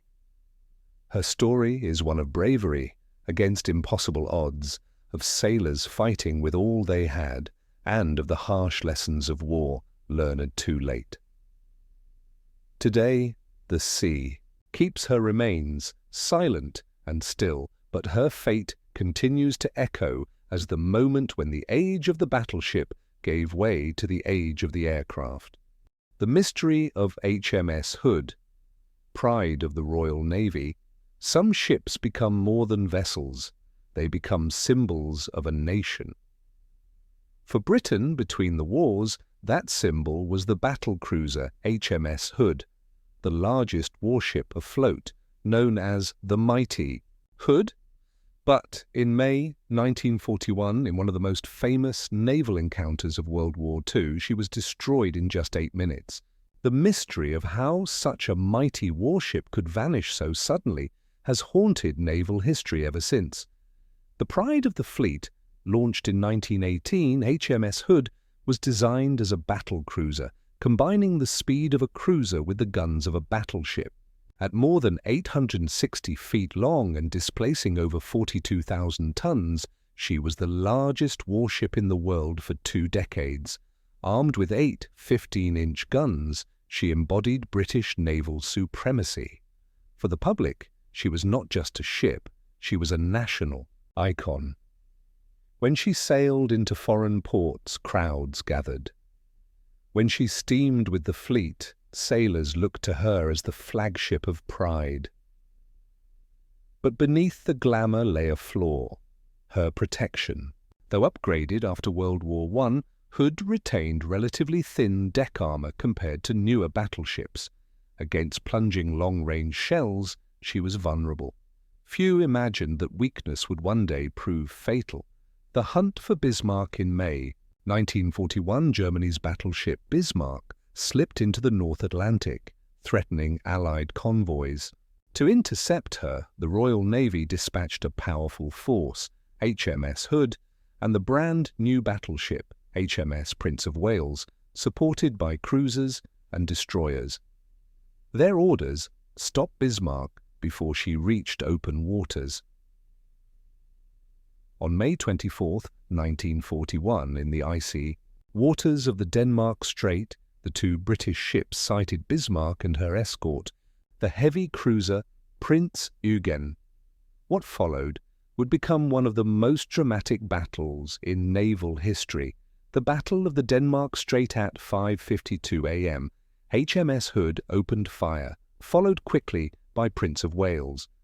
Their guns roared across 25,000 yards of sea. Bismarck and Prince Eugen returned fire. For several minutes, the ships exchanged salvos. Then, at 6 a.m., disaster struck. A shell from Bismarck, likely an armor-piercing 15-inch round, struck Hood. It penetrated her thin deck armor and detonated in or near her aft magazines, where tons of cordite propellant was stored. The result was catastrophic. A massive explosion ripped the ship apart. A fireball and column of smoke shot skyward. Witnesses saw the great ship break in two and vanish beneath the waves. It had taken just 8 minutes. The human cost of the more than 1,400 men aboard HMS Hood, only 3 survived. 1,415 sailors perished, one of the greatest single losses of life in British naval history. The survivors, clinging to wreckage in freezing waters, recalled the moment of destruction, a flash, a roar, and then silence. For the families back home, the news was devastating. Britain's most famous warship had been lost in the blink of an eye. A nation in shock, the sinking of HMS Hood shook Britain to its core. She had been the pride of the fleet, the symbol of British sea power. Now she was gone, destroyed by a German ship on her first sortie into the Atlantic. Winston Churchill himself was stunned. He ordered the Royal Navy to hunt down Bismarck at all costs. Within days, the great German battleship would herself be sunk in one of history's most relentless pursuits. But the loss of Hood overshadowed even that victory. the mystery of her loss. How could such a mighty ship vanish so quickly? Theories abounded. The official inquiry concluded that a shell had penetrated her deck armor, detonating the aft magazine. This was the most likely cause, given the eyewitness accounts and the suddenness of the explosion. But other theories emerged. Some suggested that a shell had struck secondary ammunition stores, triggering a chain reaction. Others believed a torpedo might have contributed, though no evidence supported this. For years, survivors and historians debated whether her design flaws, particularly her inadequate deck protection, had doomed her long before she met Bismarck. The wreck reveals the truth. In 2001, the wreck of HMS Hood was discovered at a depth of nearly 9,000 feet in the Denmark Strait. Exploration confirmed that the ship had broken in two. Her stern lay upside down, her bow upright, separated by a mile of ocean floor. Analysis supported the magazine explosion theory. The aft section showed signs of catastrophic internal detonation, consistent with cordite propellant igniting. The wreck also revealed the scale of destruction, evidence of a blast so massive that survival for nearly all aboard had been impossible. Legacy of the mighty Hood. The sinking of HMS Hood marked the end of an era.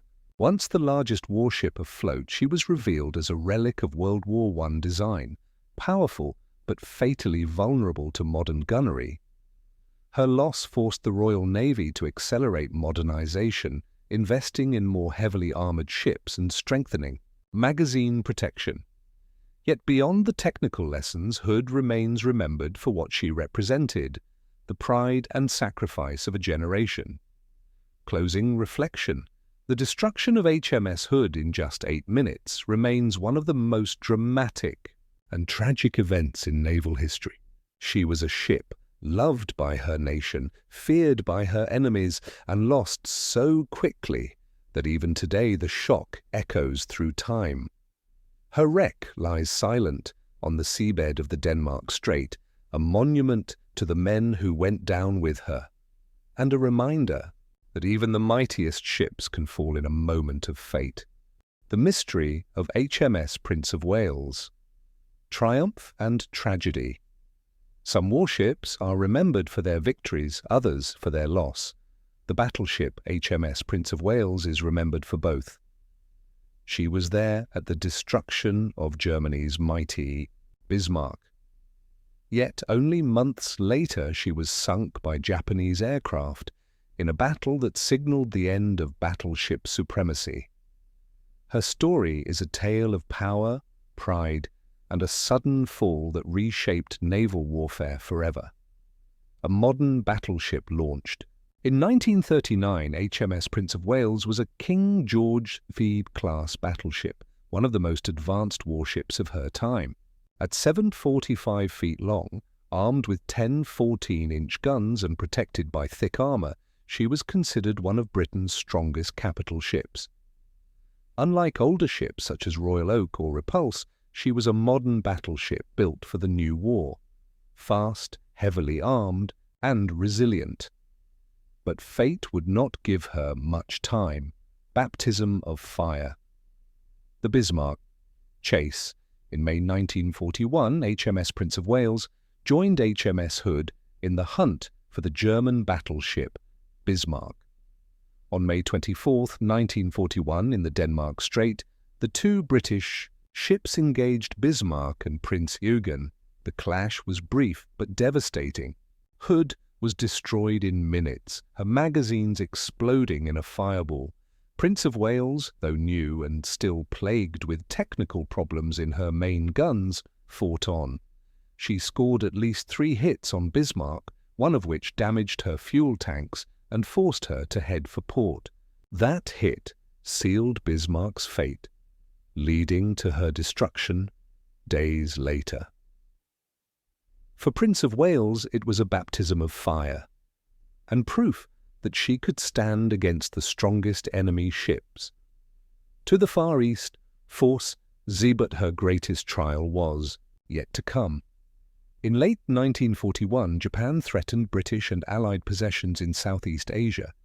To deter aggression, Britain dispatched a small task force, Force Z, to Singapore. It was led by the modern battleship HMS Prince of Wales and the veteran battle cruiser HMS Repulse, escorted by 4 destroyers. The idea was to project power, to show that Britain could still defend its empire. But there was a flaw. No aircraft carrier accompanied the force. Air cover would have to come from land bases in Malaya, a dangerous gamble. Admiral Sir Tom Phillips, commanding Force Z, believed surprise and speed could compensate. But the gamble would prove fatal. December 10, 1941, the attack on. December 10th, Force Z was spotted by Japanese reconnaissance aircraft off the coast of Malaya. Within hours, waves of bombers and torpedo planes were dispatched from bases in Indochina. Just before noon, the first attack began. High-altitude bombers rained explosives on the British ships. The fleet maneuvered skillfully, avoiding direct hits. But then came the torpedo bombers. At 11:44 a.m., HMS Prince of Wales was struck by a torpedo on her port side. The hit was catastrophic. It destroyed her port outboard propeller shaft, which tore free inside the hull, ripping open compartments and flooding large sections of the ship. The damage crippled her. She lost power to pumps and anti-aircraft guns, leaving her vulnerable. As more torpedoes struck, the battleship began to list heavily. Despite desperate efforts to save her, the order to abandon ship was given. At 1:20 p.m., HMS Prince of Wales capsized and sank. The loss of force. The HMS Repulse was also sunk that day, hit by multiple torpedoes after skillfully dodging earlier waves.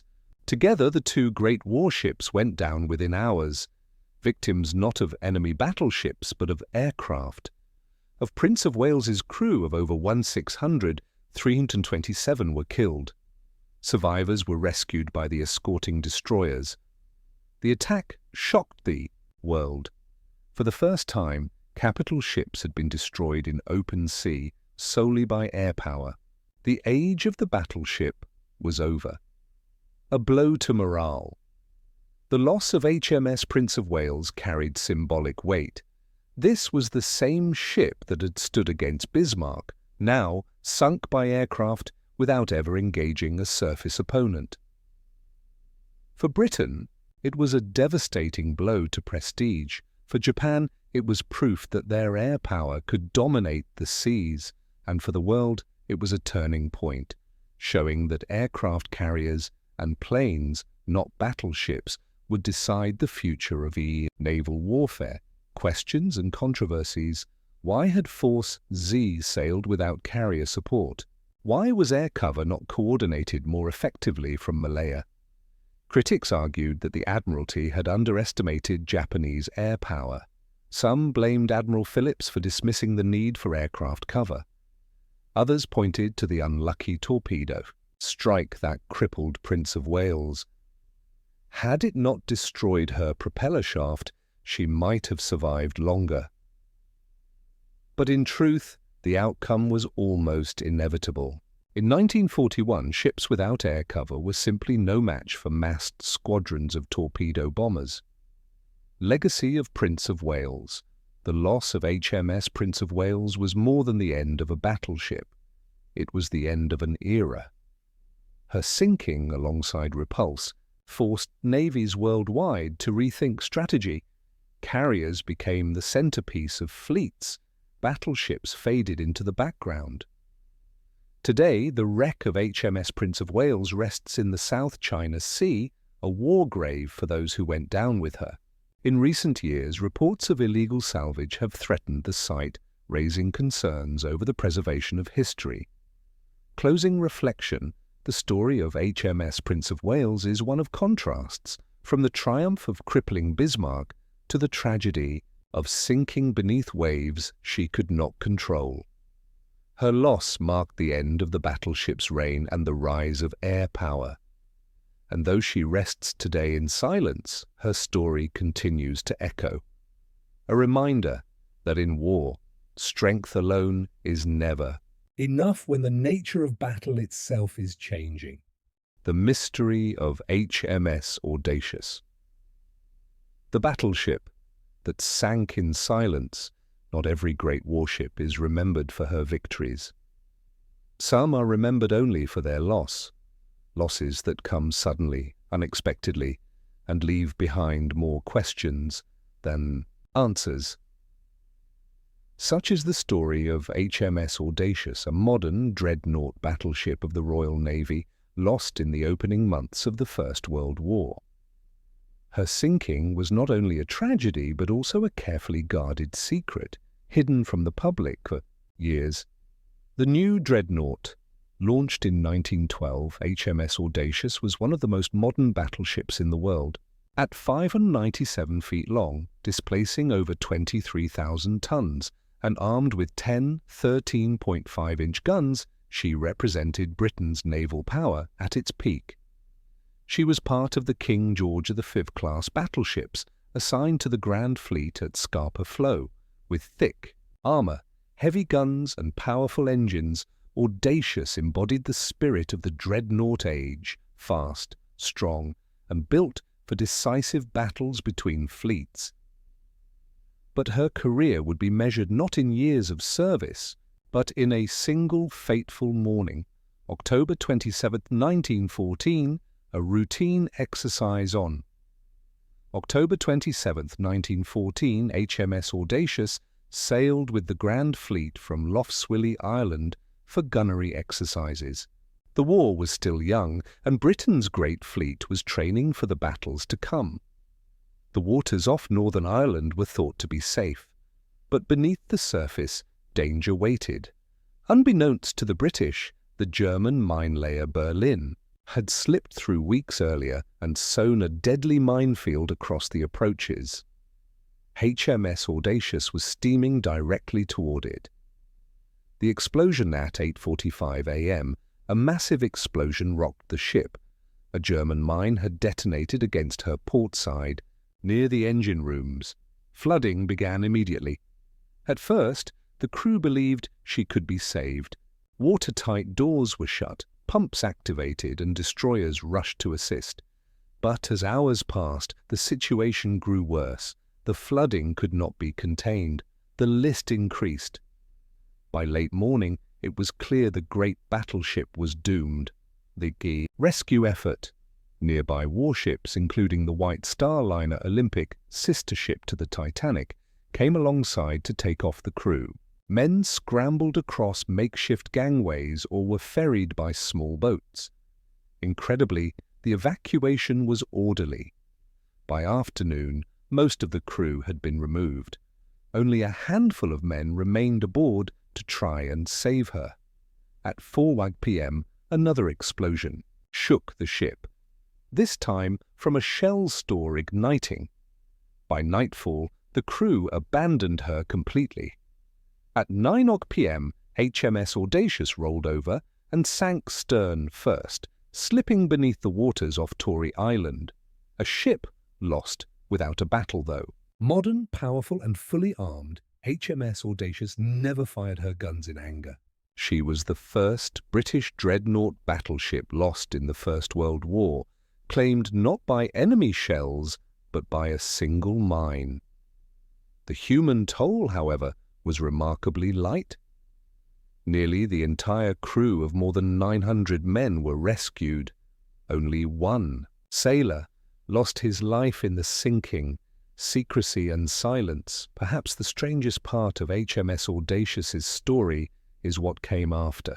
The British Admiralty decided to keep the loss secret. With morale fragile and the war at sea uncertain, they feared news of a modern battleship's sinking would embolden Germany and demoralize the British public. Survivors were ordered to remain silent. Official reports described Audacious as still in service. Photographs were suppressed, but secrecy could not last forever. Passengers aboard the liner Olympic had witnessed and even photographed the sinking. Word leaked out slowly. After the war, the truth became widely known. One of Britain's most modern battleships had been lost in the war's very first months. Questions that remain. The loss of HMS Audacious raised troubling questions. Why had the Grand Fleet not been warned of potential mines in the area? Why was such a valuable battleship sent into waters without proper sweeps? Some critics argued that the Admiralty had been careless, underestimating Germany's ability to mine British waters so early in the war. Others pointed to the randomness of war. Any ship, no matter how strong, could be undone by a single hidden weapon. The wreck beneath the waves. Today, the wreck of HMS Audacious lies in about 200 feet of water off the coast of Donegal, Ireland. Divers who have visited describe the massive hull lying on her port side, guns still trained outward as if waiting for a battle that never came. She is a designated war grave, her rusting steel a reminder of the sailors who served aboard and the fragility of even the most powerful warships. Legacy of Audacious. Though she never fought in battle, the loss of HMS Audacious carried important lessons. It highlighted the threat posed by mines, which would claim many more ships during the war. It also revealed the vulnerability of even the strongest dreadnoughts when faced with unseen dangers. Above all, it showed that secrecy could not erase tragedy. The attempt to hide her loss may have preserved morale temporarily, but it also created suspicion and fueled rumors that lingered for years. Closing reflection. The story of HMS Audacious is not one of glory, but of mystery, of a great battleship, lost before her time, of survivors sworn to silence, and of photographs that revealed what governments tried to conceal. She lies today beneath the cold Atlantic, a reminder that in war, even the strongest weapons can be undone not by enemy fleets, but by a single hidden mine. The mystery of HMS Indefatigable, lost in a flash. The First World War at sea was dominated by dreadnoughts and battle cruisers, massive warships built for speed, power, and decisive encounters. Among them was HMS Indefatigable, a ship that embodied British naval pride. Yet on May 31, 1916, during the Battle of Jutland, she was destroyed in seconds. More than 1,000 men perished in a single instant. Her loss shocked the world and raised questions that lingered long after the smoke cleared. A new kind of warship launched. In 1909, HMS Indefatigable was the lead ship of her class of battle cruisers. At 590 feet long, armed with 8 12-inch guns and capable of 25 knots, she was designed to outgun any cruiser and outrun any battleship. This was the philosophy of Admiral Sir John Fisher, who believed speed was armor. Battle cruisers were meant to strike fast, chase down enemy raiders, and avoid direct fights with heavily armored battleships. But critics argued the design was dangerously flawed. The ships carried battleship-sized guns but had thinner armor, making them vulnerable in fleet battles. Indefatigable's fate would prove those fears right. The road to Jutland. By 1916, Britain's Grand Fleet and Germany's High Seas Fleet were locked in a standoff. Both sides sought a decisive clash that could tilt control of the North Sea. On May 31, 1916, the fleets met off the coast of Denmark in what became the largest naval battle of the war, the Battle of Jutland. In the opening phase, the British battlecruiser fleet under Vice Admiral David Beatty charged into action against German battlecruisers commanded by Admiral Franz von Hipper. HMS Indefatigable was in the thick of it. The first shots, at around 4 p.m., Indefatigable opened fire on the German battlecruiser SMS von der Tann. Shells thundered across the waves, splashes towering around both ships. But the Germans found their range first. Von der Tann's gunners scored direct hits on Indefatigable. One shell penetrated her side, igniting a magazine. The explosion ripped through her midsection, but the ship kept fighting. Moments later, another salvo struck her. Rear magazines. The result was catastrophic. The explosion at 4:03 p.m., HMS Indefatigable erupted in a massive fireball. Witnesses reported a blinding flash, a column of smoke, and then nothing. The great ship broke apart and sank in less than 2 minutes. Of her crew of 1 through 19 men, only 2 survived. The rest were lost with the ship, many trapped below decks or killed instantly by the blast. For sailors on nearby ships, the sight was terrifying. A modern battlecruiser, thought to be nearly invincible, had been destroyed in seconds. Shockwaves. Across the fleet, the destruction of HMS Indefatigable was only the beginning. Later in the battle, 2 more British battlecruisers, HMS Queen Mary and HMS Invincible, suffered the same fate, their magazines detonating under German fire. Together, the 3 losses claimed over 3,000 men. The battlecruiser concept, once hailed as the future of naval power, was now under fierce scrutiny. Why did she explode? The sudden destruction of HMS Indefatigable raised urgent questions. Why had she exploded so violently? The most widely accepted explanation is that a German shell penetrated her thin armor and ignited her magazines. Stores of cordite propellant that, once sparked, burned with unstoppable fury. But some historians argue crew practices may have contributed. To maintain a high rate of fire, safety precautions were sometimes bypassed, with cordite left exposed near gun turrets. In such conditions, even a single hit could trigger disaster. Others point to the very design philosophy of battlecruisers.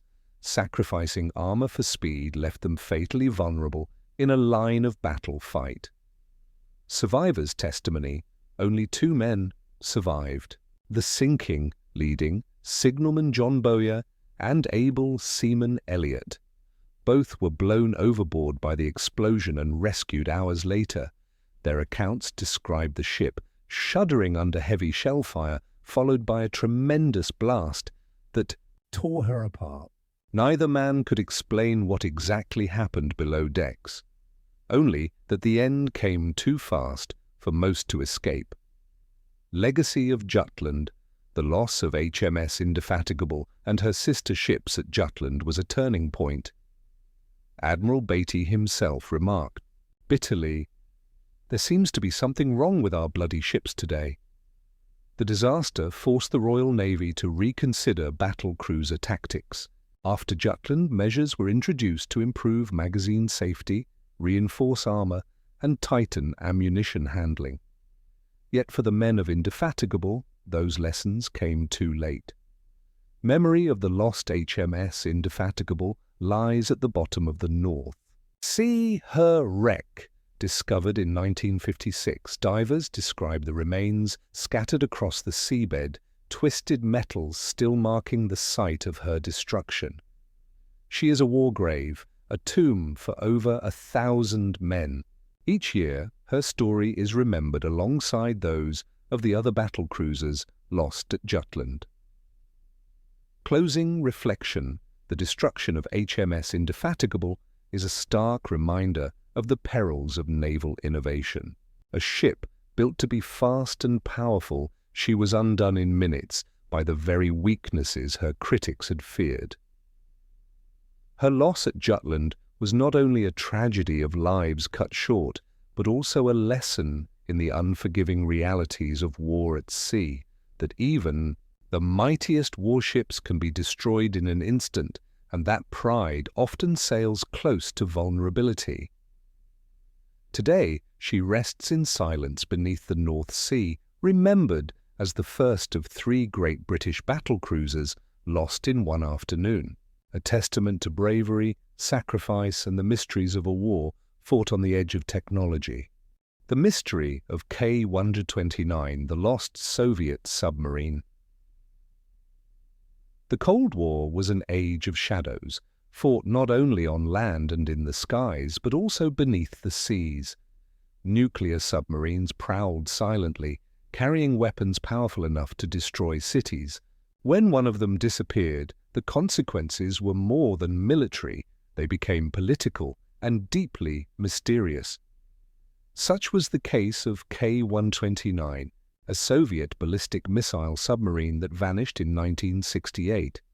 Her fate remains one of the most puzzling and secretive naval stories of the 20th century. The boat and its mission K-129 was a Gulf II-class submarine, 330 feet long, powered by diesel-electric engines and armed with 3 ballistic missiles tipped with nuclear warheads. Though not as advanced as the Soviet Union's nuclear-powered subs, K-129 carried enough firepower to strike U.S. cities from the Pacific. By early 1968, tensions between the United States and the Soviet Union were high. Submarines like K-129 were crucial to the nuclear balance, silent deterrents beneath the sea. On February 24, 1968, K-129 departed from her base at Petropavlovsk on the Kamchatka Peninsula.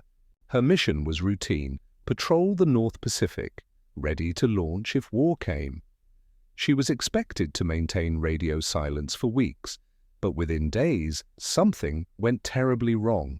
Disappearance in the Pacific. In early March 1968, Soviet Naval Command realized K-129 had failed to check in. Repeated calls brought no reply. Alarmed, the Soviet Navy launched a massive search operation across the Pacific. Dozens of ships and aircraft scoured the waters, but there was no trace. The submarine had simply vanished. The Soviet Union, reluctant to reveal weakness, downplayed the incident publicly. But behind the scenes they suspected disaster. A catastrophic accident, perhaps a torpedo malfunction, a fire, or a missile mishap might have sent the sub to the ocean floor with all 98 men aboard. The world, however, soon discovered that another navy was listening. The US knows more unbeknownst to the Soviets.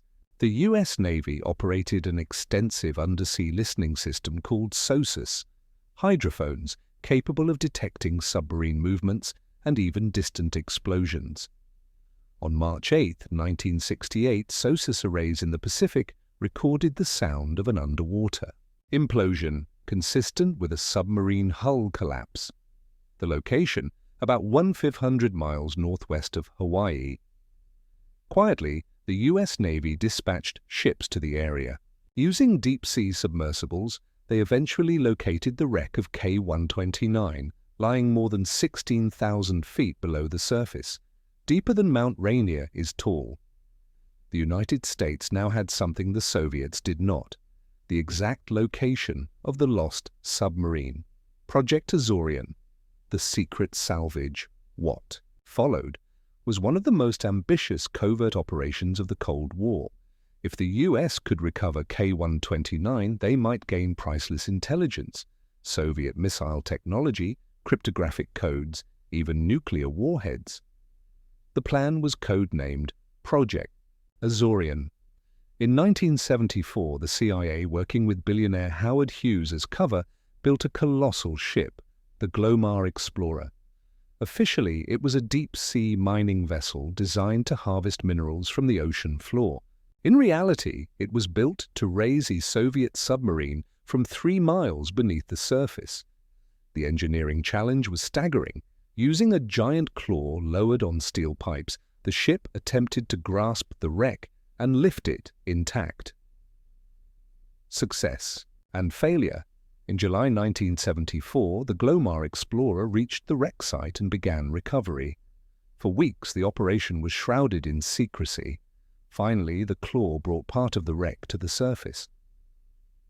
But tragedy struck. During the lift, much of the wreck broke apart and fell back to the seafloor. Only a small section of K-129 was successfully recovered. What exactly was brought up remains classified. U.S. officials later admitted they recovered 2 nuclear torpedoes and the remains of 6 Soviet sailors, who were given a formal burial. At sea with military honors, but rumors persist that cryptographic materials, missile parts, or even nuclear warheads may also have been recovered. Secrets too sensitive ever to be revealed. The Soviet reaction. The Soviet Union was never officially told that the US had found K-129 or attempted to raise her. Only in the 1990s, after the Cold War ended, did the burial footage of the recovered sailors become public, a rare moment of shared humanity between old enemies. But during the Cold War, the incident was cloaked in silence. Even the very existence of Project Azorian was denied by the CIA for years.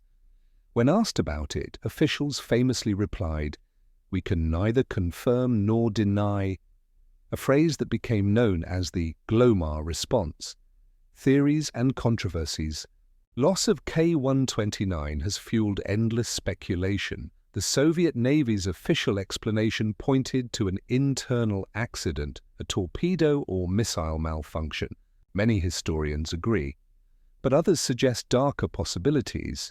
Some argue K-129 may have been attempting an unauthorized missile launch. Others speculate she collided with an American submarine shadowing her, possibly the USS Swordfish or Halibut. Still, others believe a fire or explosion in her batteries sealed her fate. No definitive answer has ever been proven. The truth lies with the wreck itself, still resting in silence beneath the Pacific.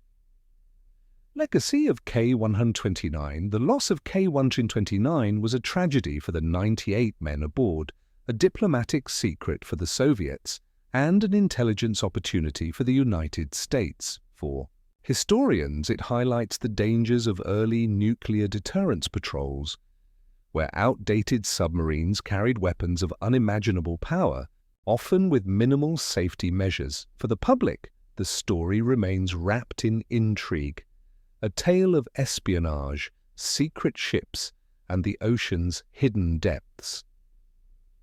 Closing reflection. The story of K-129 is more than the tale of a lost submarine. It is a window into the Cold War itself, an era of silence, secrets, and struggles waged far from public view. Whether she was lost to accident, collision, or something else entirely, her wreck remains one of the deepest mysteries of the sea. And so K-129 lies 3 miles beneath the Pacific, a tomb for 98 sailors, and a reminder that in the Cold War, even the ocean floor was a battlefield. The mystery of Kursk, Russia's lost submarine. At the dawn of the 21st century, Russia's navy still carried the legacy of the Cold War. Among its most formidable weapons was the Kursk, a nuclear-powered submarine designed to strike with devastating force. She was considered unsinkable, a titan beneath the sea. But in August 2000, during a naval exercise in the Barents Sea, Kursk was destroyed in a series of explosions. 118 sailors were lost. What caused her to sink remains a subject of controversy, secrecy, and sorrow. The pride of the fleet Kursk was an Oscar II-class submarine, 505 feet long and displacing nearly 19,000 tons underwater. Armed with 24 cruise missiles and torpedoes, she was one of the largest attack submarines ever built. Commissioned in 1994, Kursk symbolized the strength of Russia's northern fleet. She was fast, heavily armed, and, according to officials, virtually unsinkable. By the summer of 2000, Kursk was set to take part in one of Russia's largest post-Soviet naval exercises. Hundreds of ships and aircraft gathered in the Barents Sea. For the crew of 118 men aboard Kursk, it was a chance to demonstrate their submarine's power. August 12, 2000, disaster strikes. At 11:28 a.m., seismographs in Norway and Alaska recorded a massive explosion beneath the Barents Sea. Just 2 minutes later, a second, even larger explosion shook the seabed, the equivalent of several tons of TNT. Kursk had been struck by catastrophe. When she failed to check in, the Russian Navy grew concerned. By evening, the submarine was declared missing. Search efforts began. The truth was grim. Kursk lay on the seabed in just 354 feet of water. The mighty submarine had been crippled in seconds. What happened? The official Russian explanation points to a faulty torpedo. Investigators concluded that a hydrogen peroxide-fueled practice torpedo had leaked and exploded, triggering a chain reaction in the forward torpedo room. Minutes later, warheads detonated, ripping open the front of the submarine. The explosions killed most of the crew instantly. But in the aft compartments, 23 men survived, trapped in darkness, awaiting rescue that never came. The struggle to save them for days, rescue attempts faltered. Russian officials initially insisted they had the situation under control and declined international offers of help. Divers tried to attach rescue capsules to Kursk's escape hatch, but failed. Storms and poor equipment slowed the effort. Only after several days did Russia accept foreign assistance. By then, it was too late. When Norwegian divers finally opened the submarine on August 21st, 9 days after the disaster, they found no survivors. A chilling note recovered from Captain Lieutenant Dmitry Kolesnikov revealed that 23 sailors had survived the initial blast and gathered in the 9th compartment. "None of us can get out," he wrote. "I am writing blindly." They had lived for hours, perhaps days, in the freezing dark, hoping for rescue. Secrecy and anger, the Kursk disaster, shocked Russia and the world. The public mourned, but anger quickly followed. Why had it taken so long to mount a rescue? Why had foreign help been refused? Could lives have been saved if action had come sooner? President Vladimir Putin, newly in office, was heavily criticized for his slow response. Many saw the tragedy as a symbol of Russia's post-Soviet struggles, a proud navy undermined by neglect, secrecy, and poor equipment. Alternative theories, though the official cause was a faulty torpedo, alternative theories emerged. Some suggested Kursk may have collided with a foreign submarine, possibly American or British, shadowing the exercise. Others speculated that a stray mine left over from World War II might have detonated. The Russian Navy denied these claims and no evidence of collision was ever proven. Yet the speed of the disaster, the secrecy of the investigation, and the geopolitical tensions of the era ensured that suspicion would linger. Raising the Kursk in 2001, an unprecedented salvage operation was launched to raise the submarine from the seabed. Using giant lifting barges, engineers brought most of Kursk to the surface. The forward section, too damaged and unstable, was cut away and left on the seabed. Inside, investigators recovered the bodies of the crew. Funerals were held across Russia, and the men were honored as heroes. The operation also provided key evidence for the official report, confirming that an internal explosion had destroyed the submarine. Legacy of Kursk. The loss of Kursk was more than a naval tragedy. It was a national trauma. For Russia, it exposed the weaknesses of a once mighty navy. For the families of the sailors, it was a wound compounded by secrecy and delay. Internationally, the disaster became a symbol of how even the most powerful weapons could fail, undone not by enemy attack, but by accident and mismanagement. Today, Kursk is remembered in memorials across Russia. Each August, ceremonies mark the loss of the 118 men who never returned. Closing reflection, the story of Kursk is not only about a submarine lost, it is about human lives trapped between hope and despair, about a navy caught between pride and secrecy, and about a nation grappling with its own identity in a new century. Her wreck rests silent now, her forward section still on the seabed of the Barents Sea. The questions of why and whether more could have been done still echo. The Kursk disaster is a reminder that even the most powerful machines can be brought down by a single spark, and that in the end, the sea keeps its mysteries. The mystery of HMS Dasher. Secrets beneath the Clyde. Some ships are lost in the heat of battle, their stories etched into history. Others are lost close to home, in calm waters, where their sudden destruction raises more questions than answers. The story of HMS Dasher, a British escort carrier that exploded and sank in 1943, is one of the latter. Her loss was swift, devastating, and shrouded in secrecy, leaving behind unanswered questions that linger even today. A carrier of necessity, HMS Dasher began life as a U.S. merchant ship hull, converted into an escort carrier, and transferred to Britain under the Lend-Lease program in 1942. At 492 feet long, capable of carrying around 15 aircraft, she was modest compared to Britain's fleet carriers. But in wartime, every vessel counted. Escort carriers like Dasher protected convoys from U-boats and provided air cover in regions too far from land-based aircraft.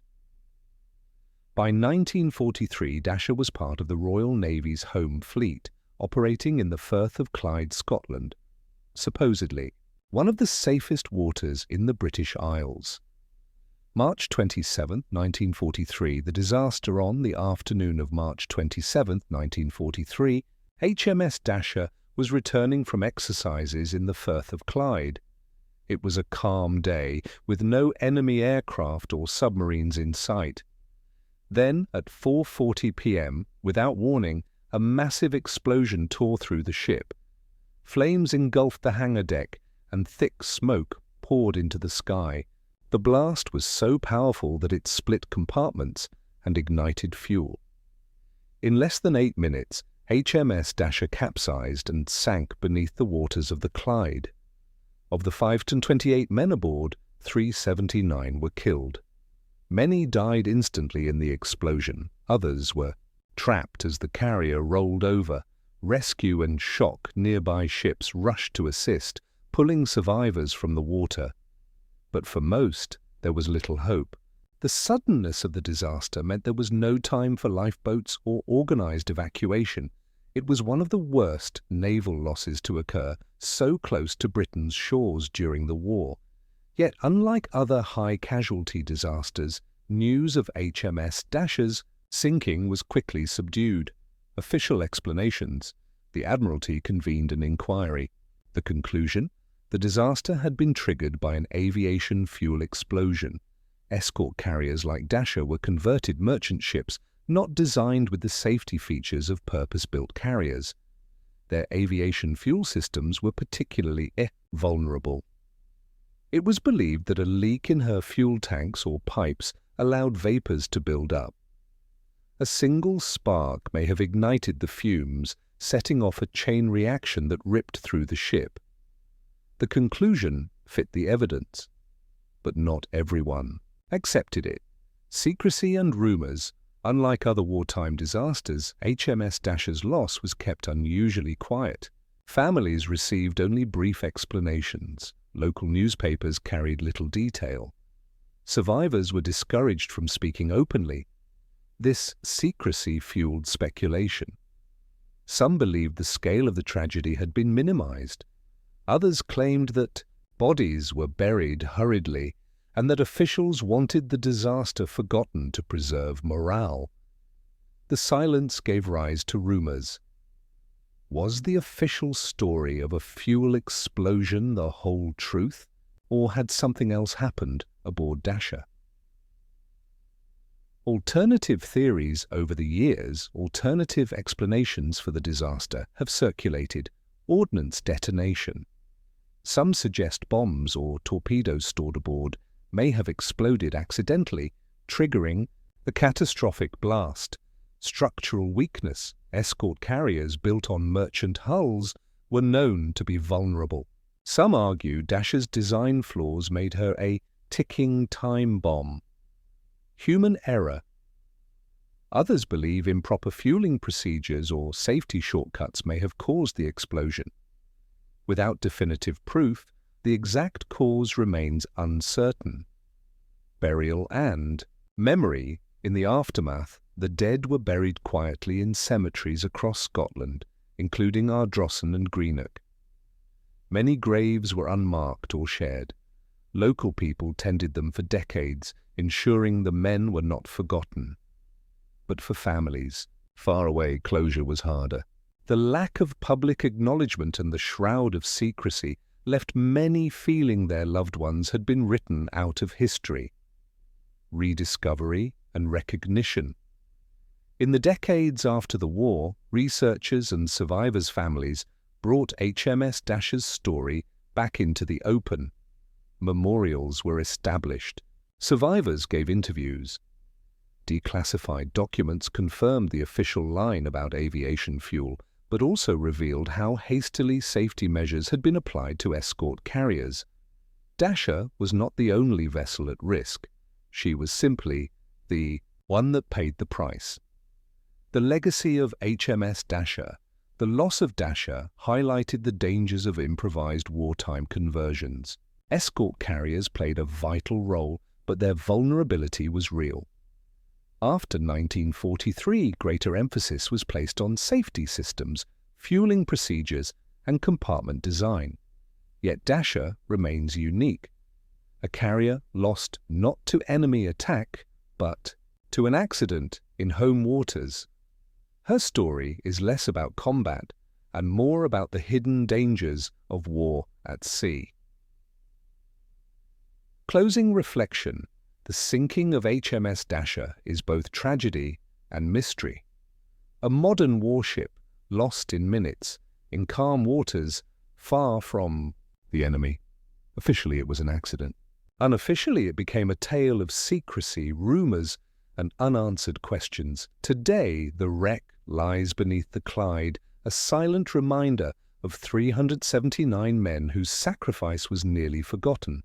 Her story is not just about how she sank, but about how silence can hide tragedy, and how the sea always keeps part of its secrets.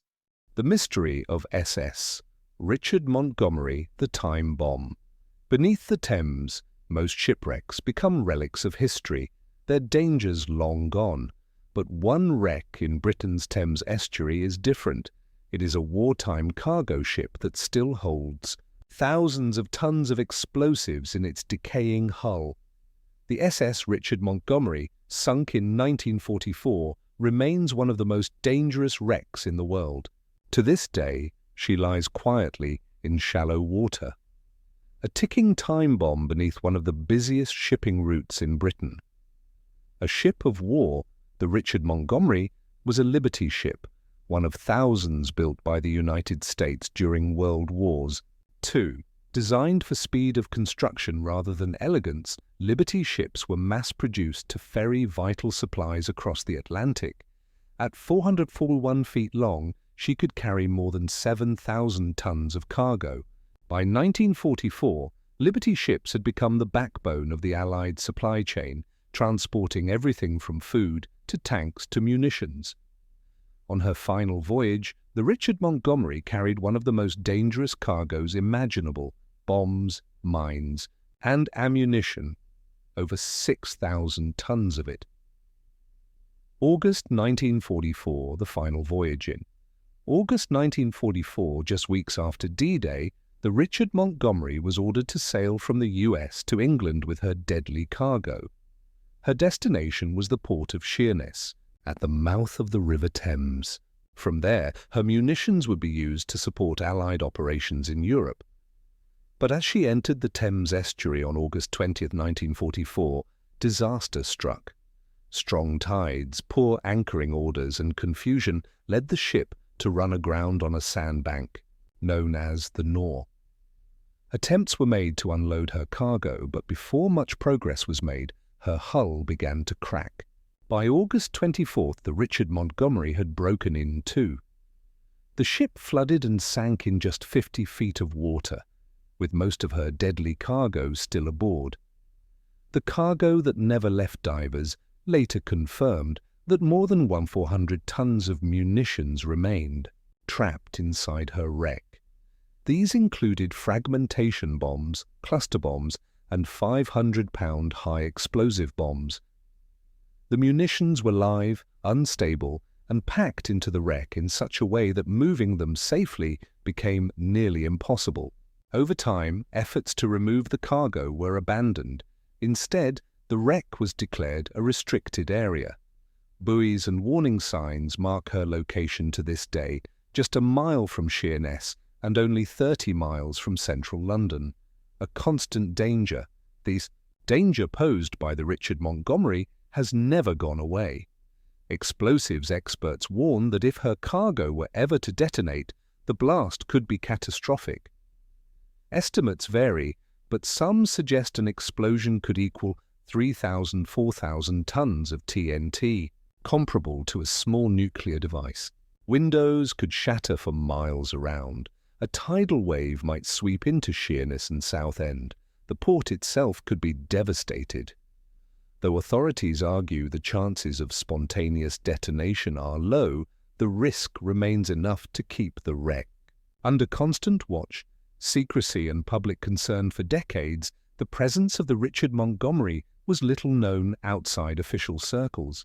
Local residents, however, were well aware of the wreck lying just offshore. Rumours and fears spread. What if a storm, an earthquake, or even a careless ship collided with the wreck? Would the explosives finally go off?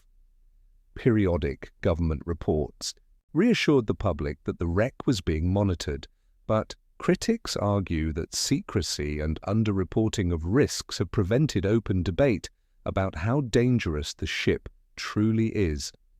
The mystery of what to do, the problem of the Richard Montgomery, has never been solved. Attempts to remove the munitions have been considered too risky, as disturbing the unstable bombs could trigger an explosion. Some experts advocate controlled clearance, using modern robotics and underwater engineering. Others insist the safest course is to leave the wreck alone, continually monitoring it as the decades pass. But time is not on anyone's side. The wreck is deteriorating. Corrosion eats away at the steel hull. Eventually, the bombs inside may become exposed or collapse into the seabed in an unpredictable chain reaction.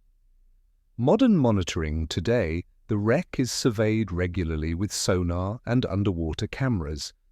The forward masts still protrude above. The water, a stark reminder to passing ships of the danger below. In 2022, surveys showed that the wreck is continuing to degrade. The holds containing the explosives remain intact, but experts admit the future is uncertain. For locals in Sheerness and Southend, the wreck is part of daily life, both a curiosity and a source of unease. A time bomb of history. The Richard Montgomery is more than just a wreck.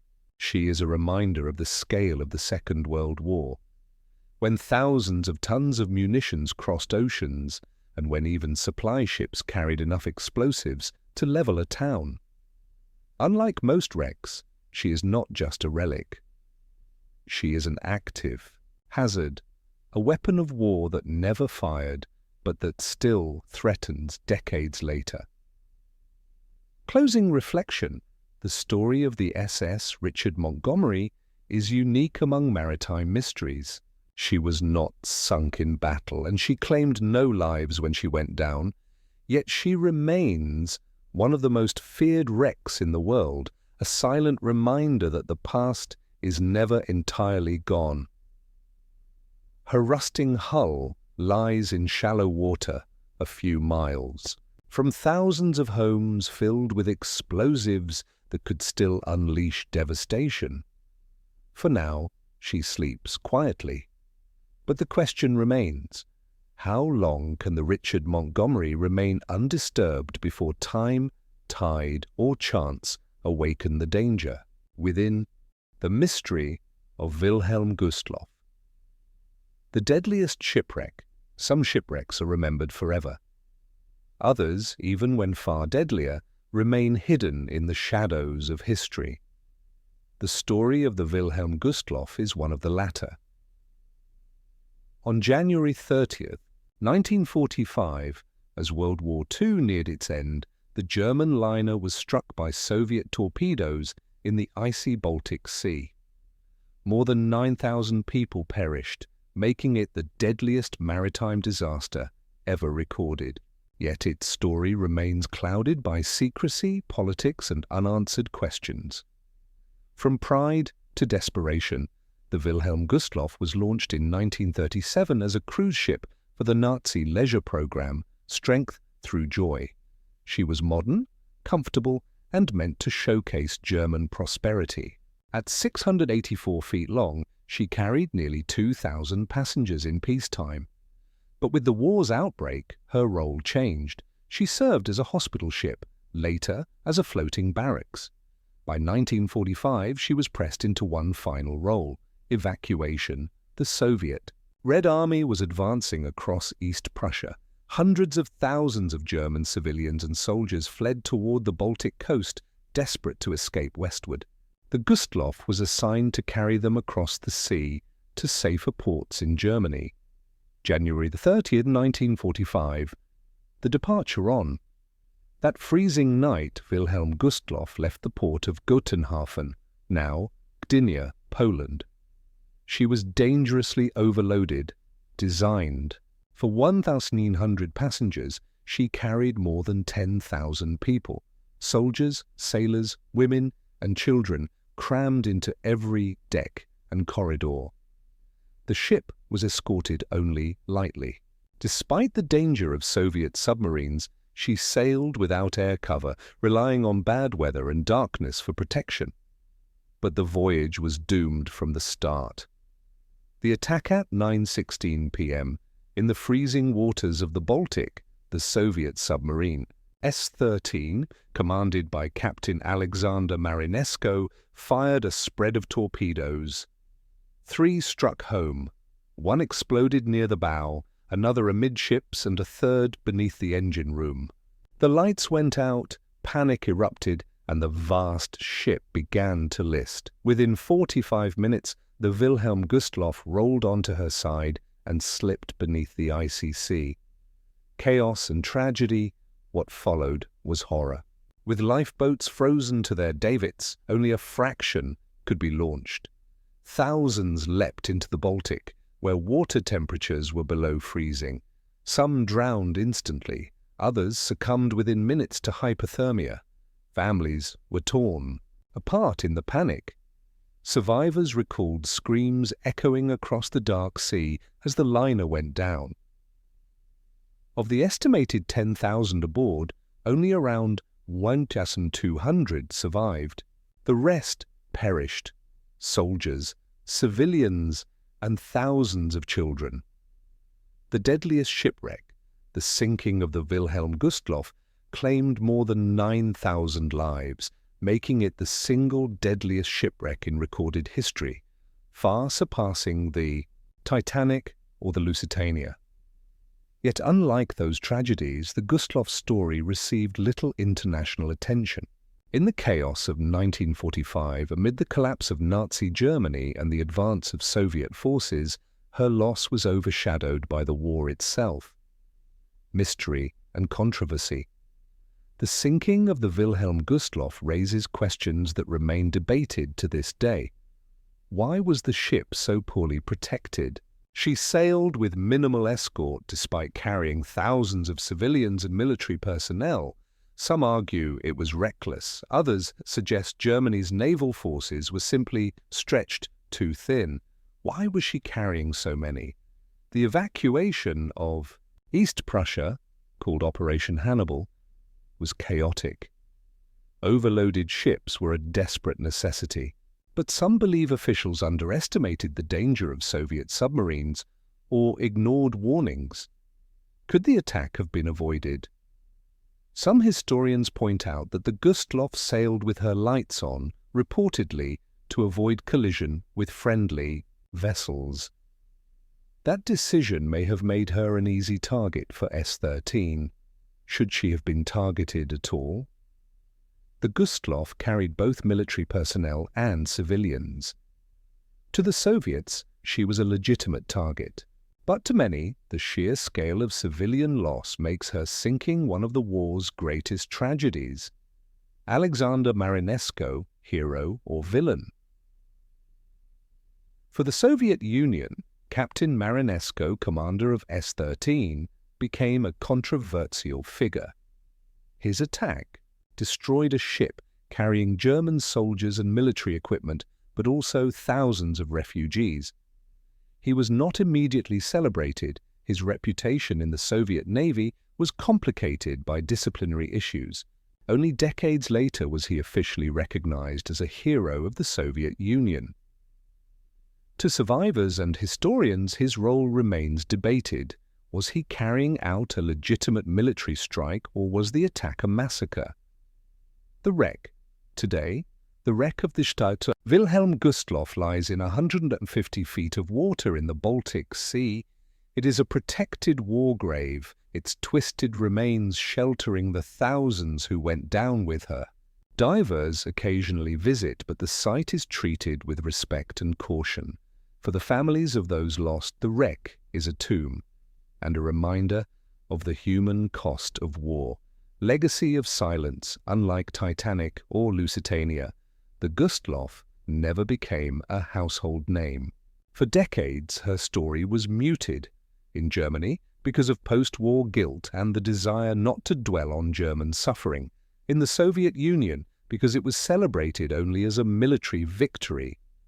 Only in recent years has the full scale of the tragedy been acknowledged. Books, documentaries, and survivor accounts have slowly brought the story to light. Closing reflection. The sinking of the Wilhelm Gustloff remains a haunting mystery of war at sea. She was not just a ship. She was a floating city of desperate people, fleeing one catastrophe only to meet another. Why she sailed so vulnerable, why warnings were ignored, and why her story remained hidden for so long. These questions keep her memory alive.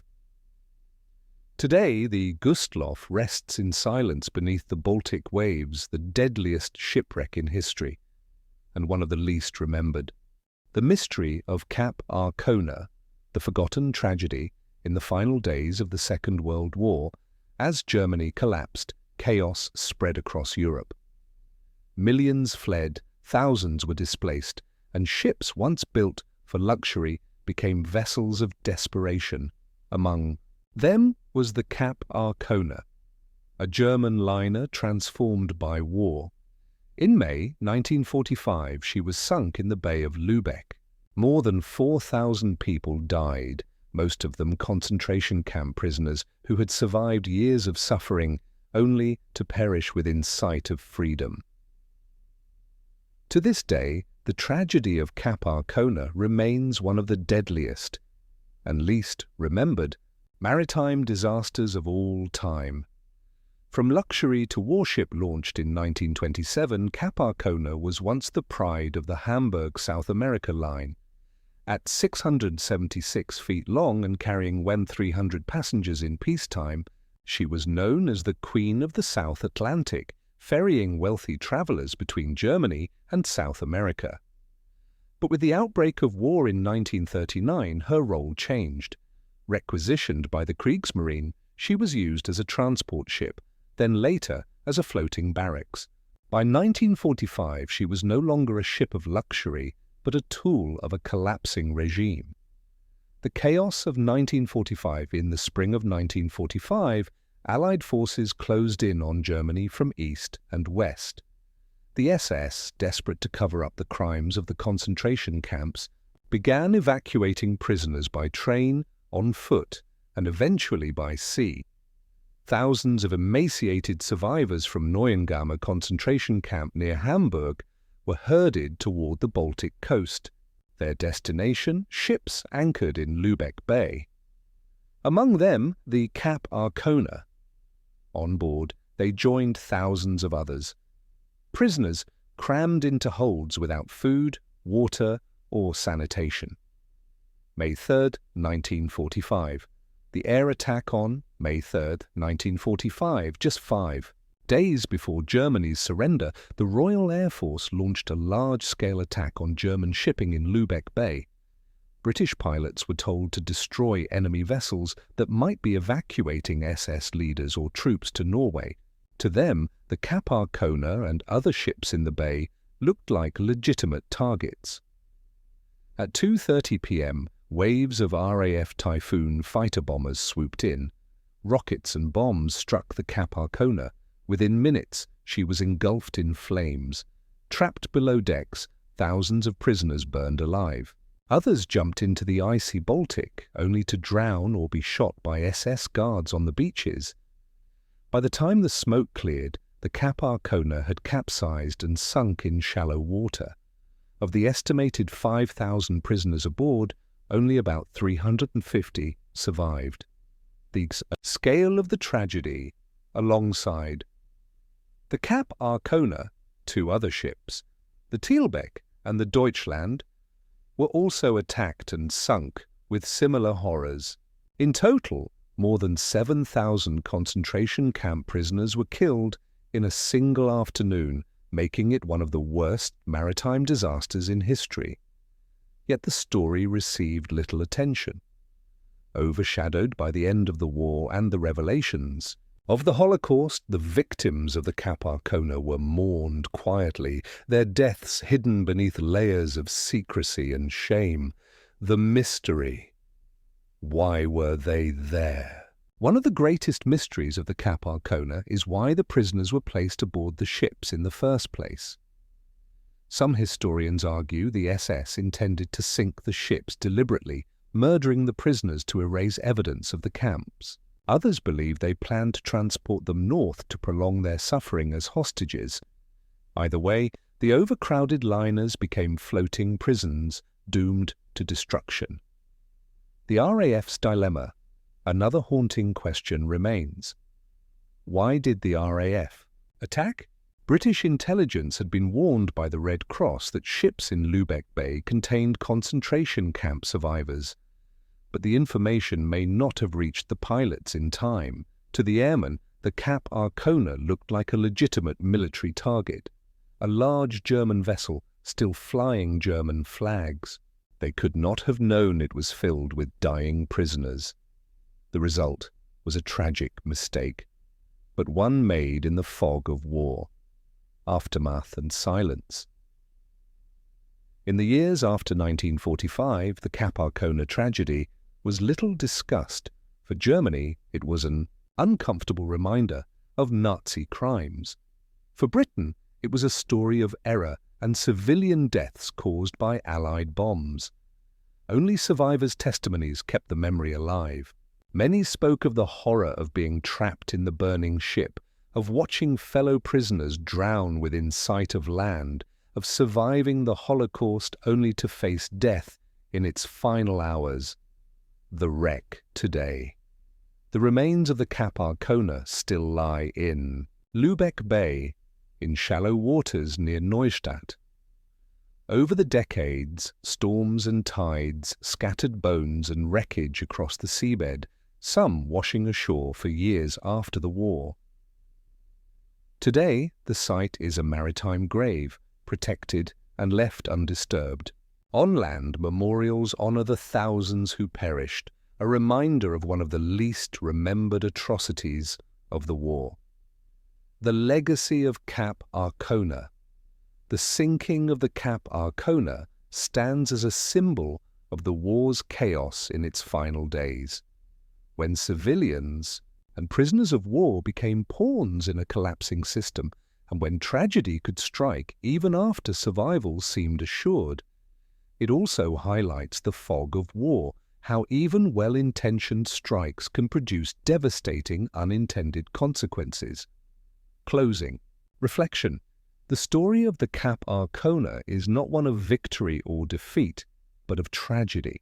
Thousands who had endured years in concentration camps perished within sight of freedom, their deaths shrouded in secrecy and forgotten by history for decades.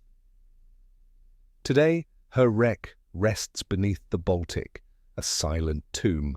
Her story asks a haunting question. In the final days of war, when all hope seemed near, why did so many still have to die? The mystery of the Lancastria, Britain's forgotten tragedy.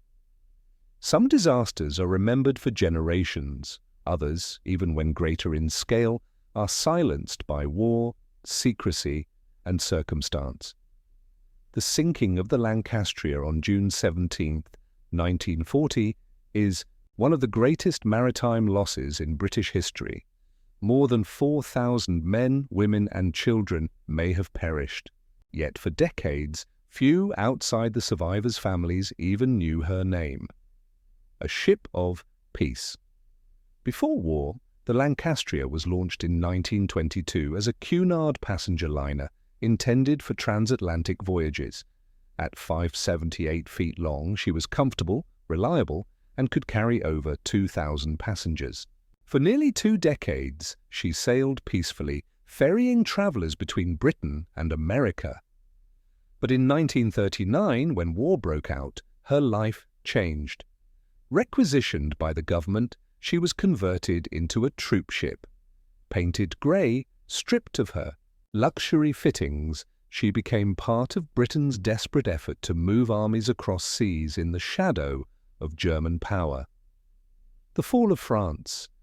In June 1940, France collapsed under the weight of the German blitzkrieg.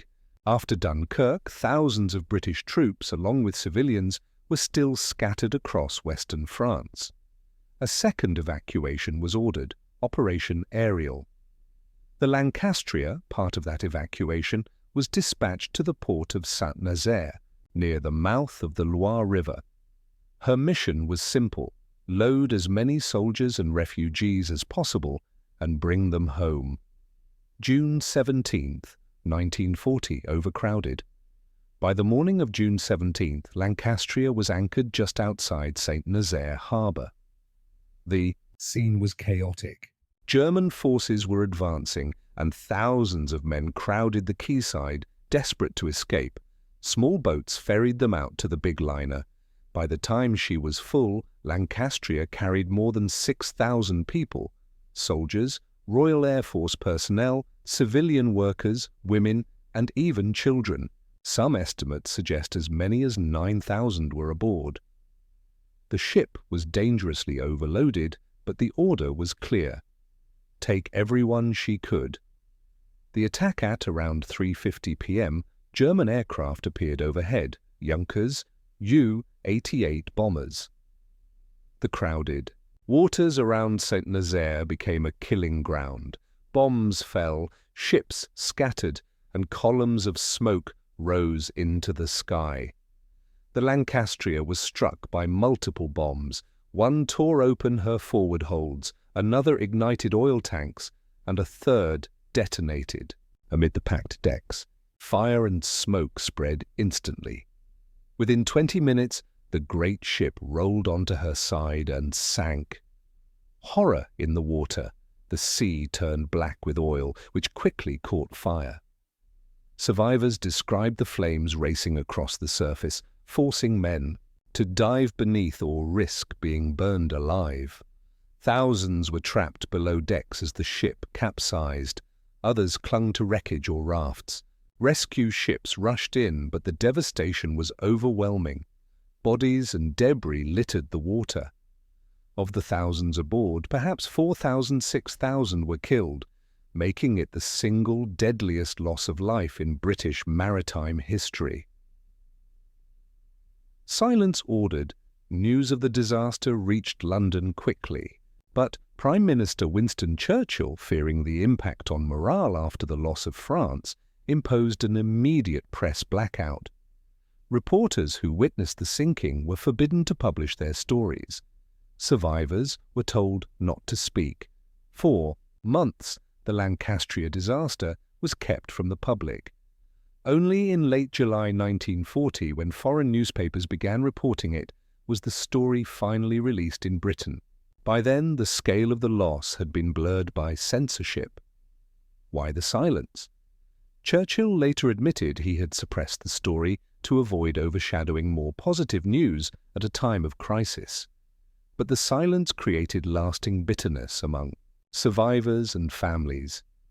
Many felt their loved ones' deaths had been hidden or minimized. To this day, some argue the full death toll has never been revealed. The forgotten dead, unlike Dunkirk, the Lancastria evacuation was never celebrated. The bodies of thousands of men, women, and children were lost to the sea. Some washed ashore in the days after, buried hastily in mass graves along the French coast. For families back home, many received no details at all, only telegrams stating their relatives were missing at sea. The tragedy slipped into obscurity, overshadowed by the broader war. Rediscovery and memorial decades later, survivors and historians began pressing for recognition. Memorials were erected at Saint-Nazaire and in Britain. In 2015, the British government officially recognized the Lancastria as the nation's worst maritime disaster. Yet controversy remains. Some believe the full truth, including the number aboard and the precise circumstances of the attack, remains classified. The wreck today. The wreck of the Lancastria lies in 80 feet of water off Saint-Nazaire. Declared a war grave, it is protected, her twisted hull still containing the remains of those who went down with her. For divers and historians, she is both a tomb and a mystery, a reminder of lives lost not in battle, but in retreat, in the chaos of defeat. Legacy of the Lancastria. The sinking of the Lancastria is a forgotten chapter of World War II. Larger than the Titanic in terms of lives lost, it was buried in silence at the time and remains lesser known even today. But her story matters, not only as a tragedy, but as a reminder of the human cost of war and of how governments choose what history to remember and what to suppress. Closing reflection, the Lancastria sailed as a lifeline for thousands fleeing France. Instead, she became their tomb. Her wreck lies quietly off Saint-Nazaire, the largest grave of British souls lost at sea. The silence around her story makes the mystery deeper. Not just why she sank, but why her tragedy was hidden. Today, as the tide washes over her resting place, the Lancastria reminds us that history's greatest disasters are not always the ones we remember. The mystery of Taio Maru, the secret voyage.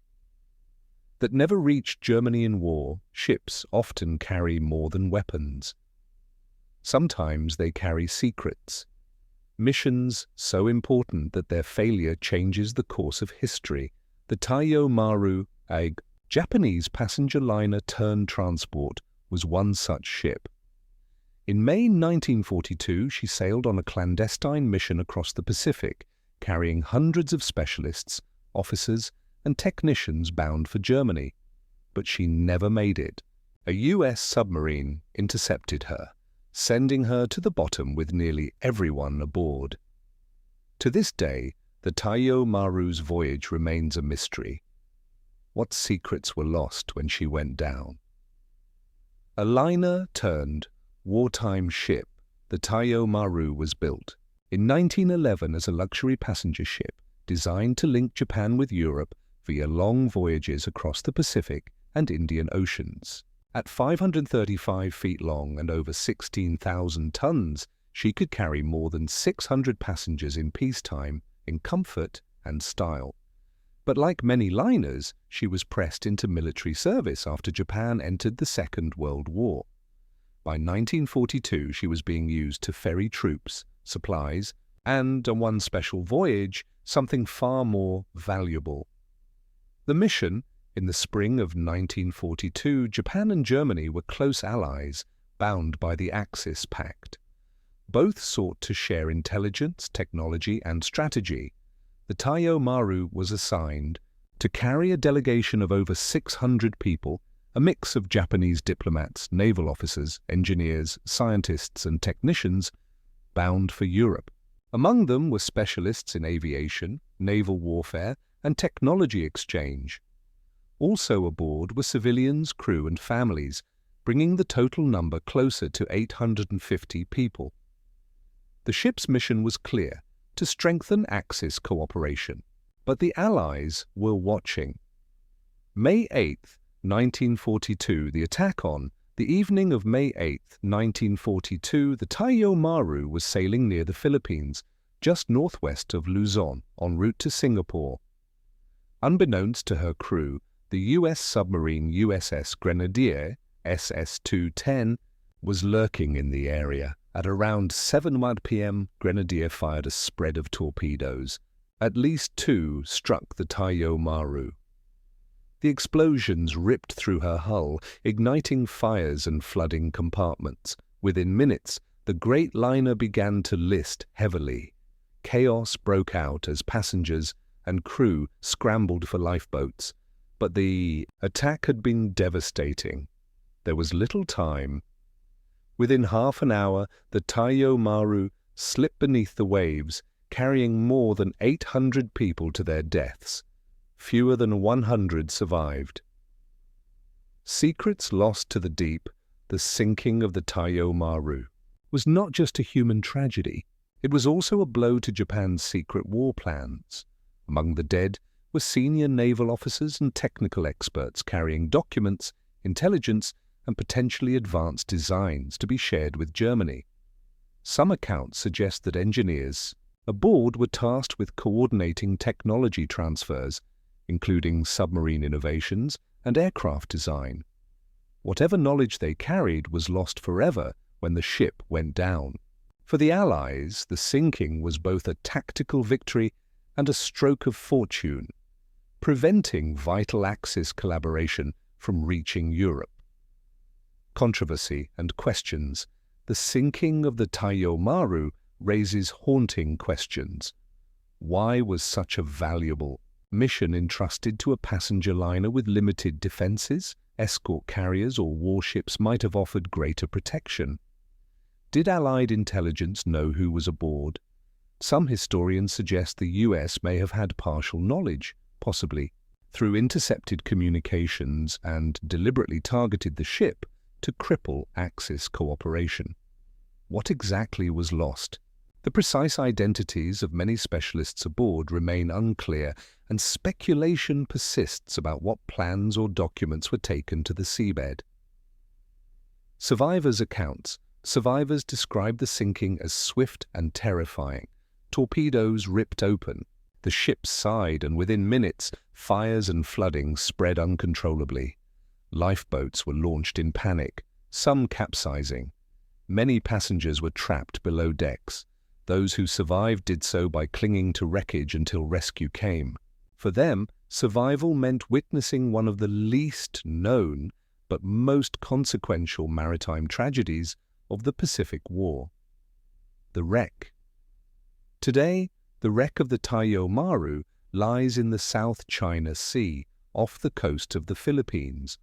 Though seldom visited, it is considered a war grave for the hundreds lost.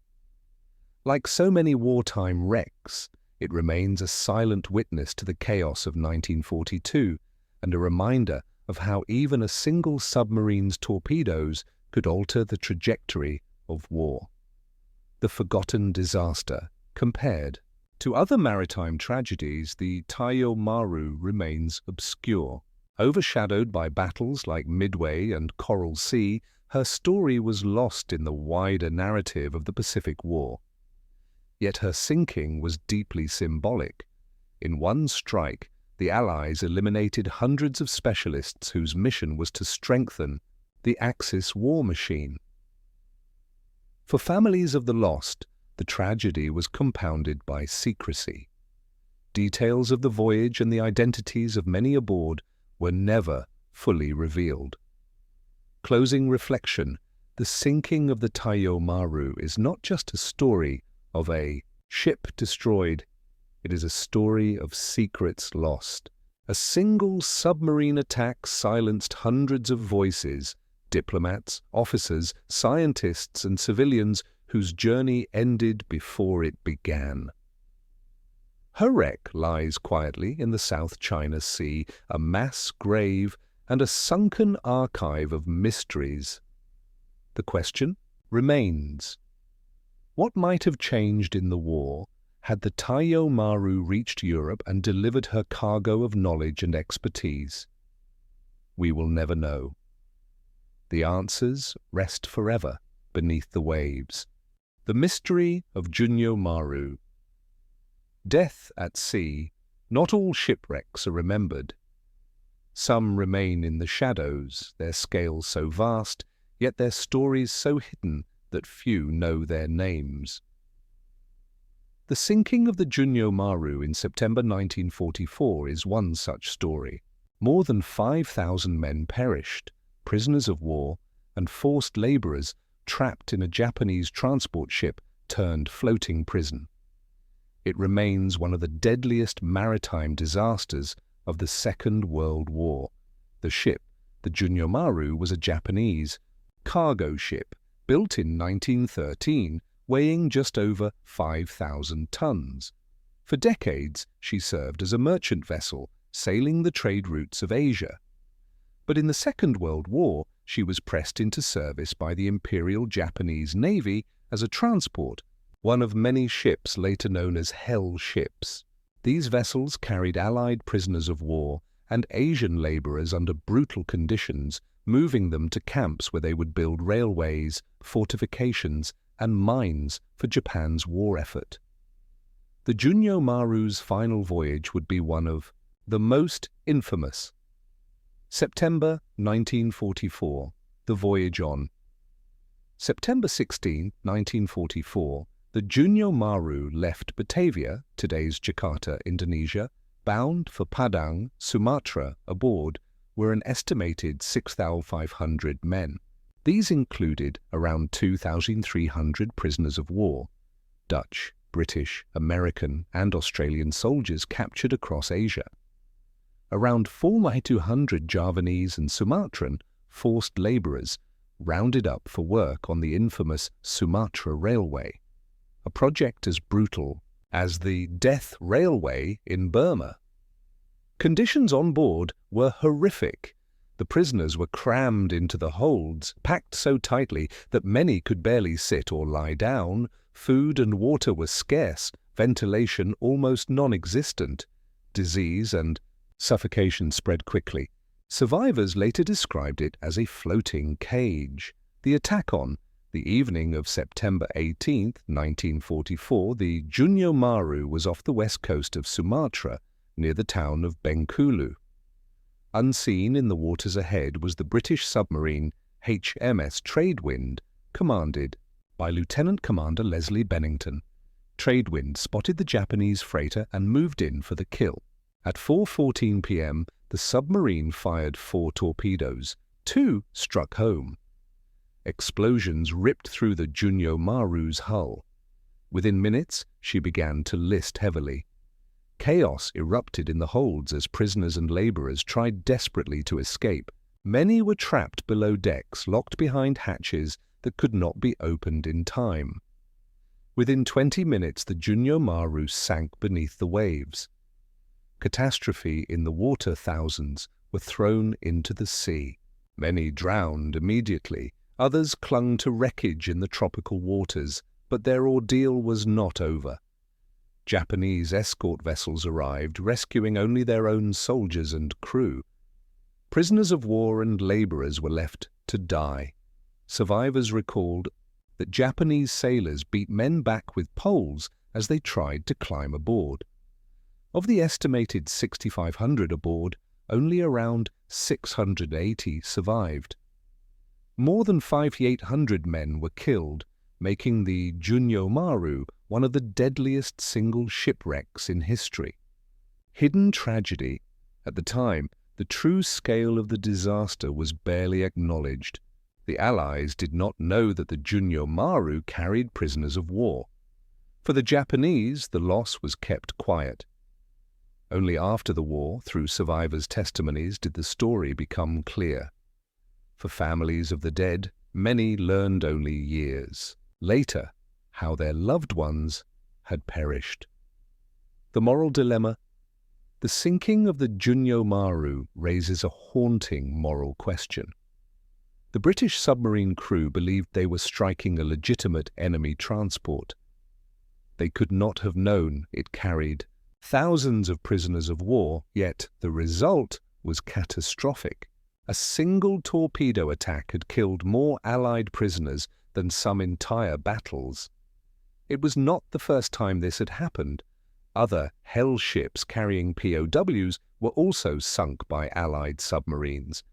But the Taio Maru remains the worst example. Survivors. Memories. Those who lived through the sinking spoke of nightmarish scenes. The air in the holds had been suffocating even before the torpedoes struck. After the explosions, darkness, smoke and flooding trapped thousands below. One Dutch survivor recalled men clawing at steel hatches, screaming for air as the ship went down. Others described floating in oil-covered seas, watching comrades drown or vanish beneath the waves. For the survivors who were eventually taken ashore by the Japanese, their ordeal continued. Many were forced to work on the Sumatra Railway, where thousands more would perish from disease, malnutrition, and exhaustion. The forgotten wreck. The wreck of the Taio Maru still lies off the coast of Sumatra, more than 100 feet below the surface. It is a war grave, seldom visited, containing the remains of thousands who died that day. For decades, the site received little recognition. Overshadowed by more famous disasters like the Titanic or Lusitania, the Taio Maru became one of history's forgotten shipwrecks.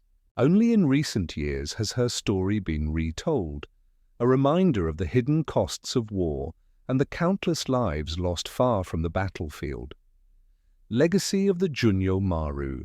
The sinking of the Taio Maru highlights the brutal reality of Japan's hell ships and the tragic consequences of total war. Prisoners and forced laborers were treated as expendable cargo, their lives lost in secrecy. It also illustrates the cruel irony of war. A British submarine seeking victory had unknowingly caused one of the deadliest losses of Allied lives in history. For survivors, the memory of the Taio Maru remained a lifelong scar. For the dead, the sea itself became their grave. Closing reflection. The story of the Taio Maru is one of silence, suffering, and tragedy. A ship meant for trade turned into a floating prison, destroyed by torpedoes that condemned thousands already condemned by war. Her wreck remains beneath the waters off Sumatra, a tomb for more than 5,800 souls. Few know her name, yet she stands among the deadliest shipwrecks ever. The mystery of the Taio Maru is not how she was sunk, but why her story has been forgotten.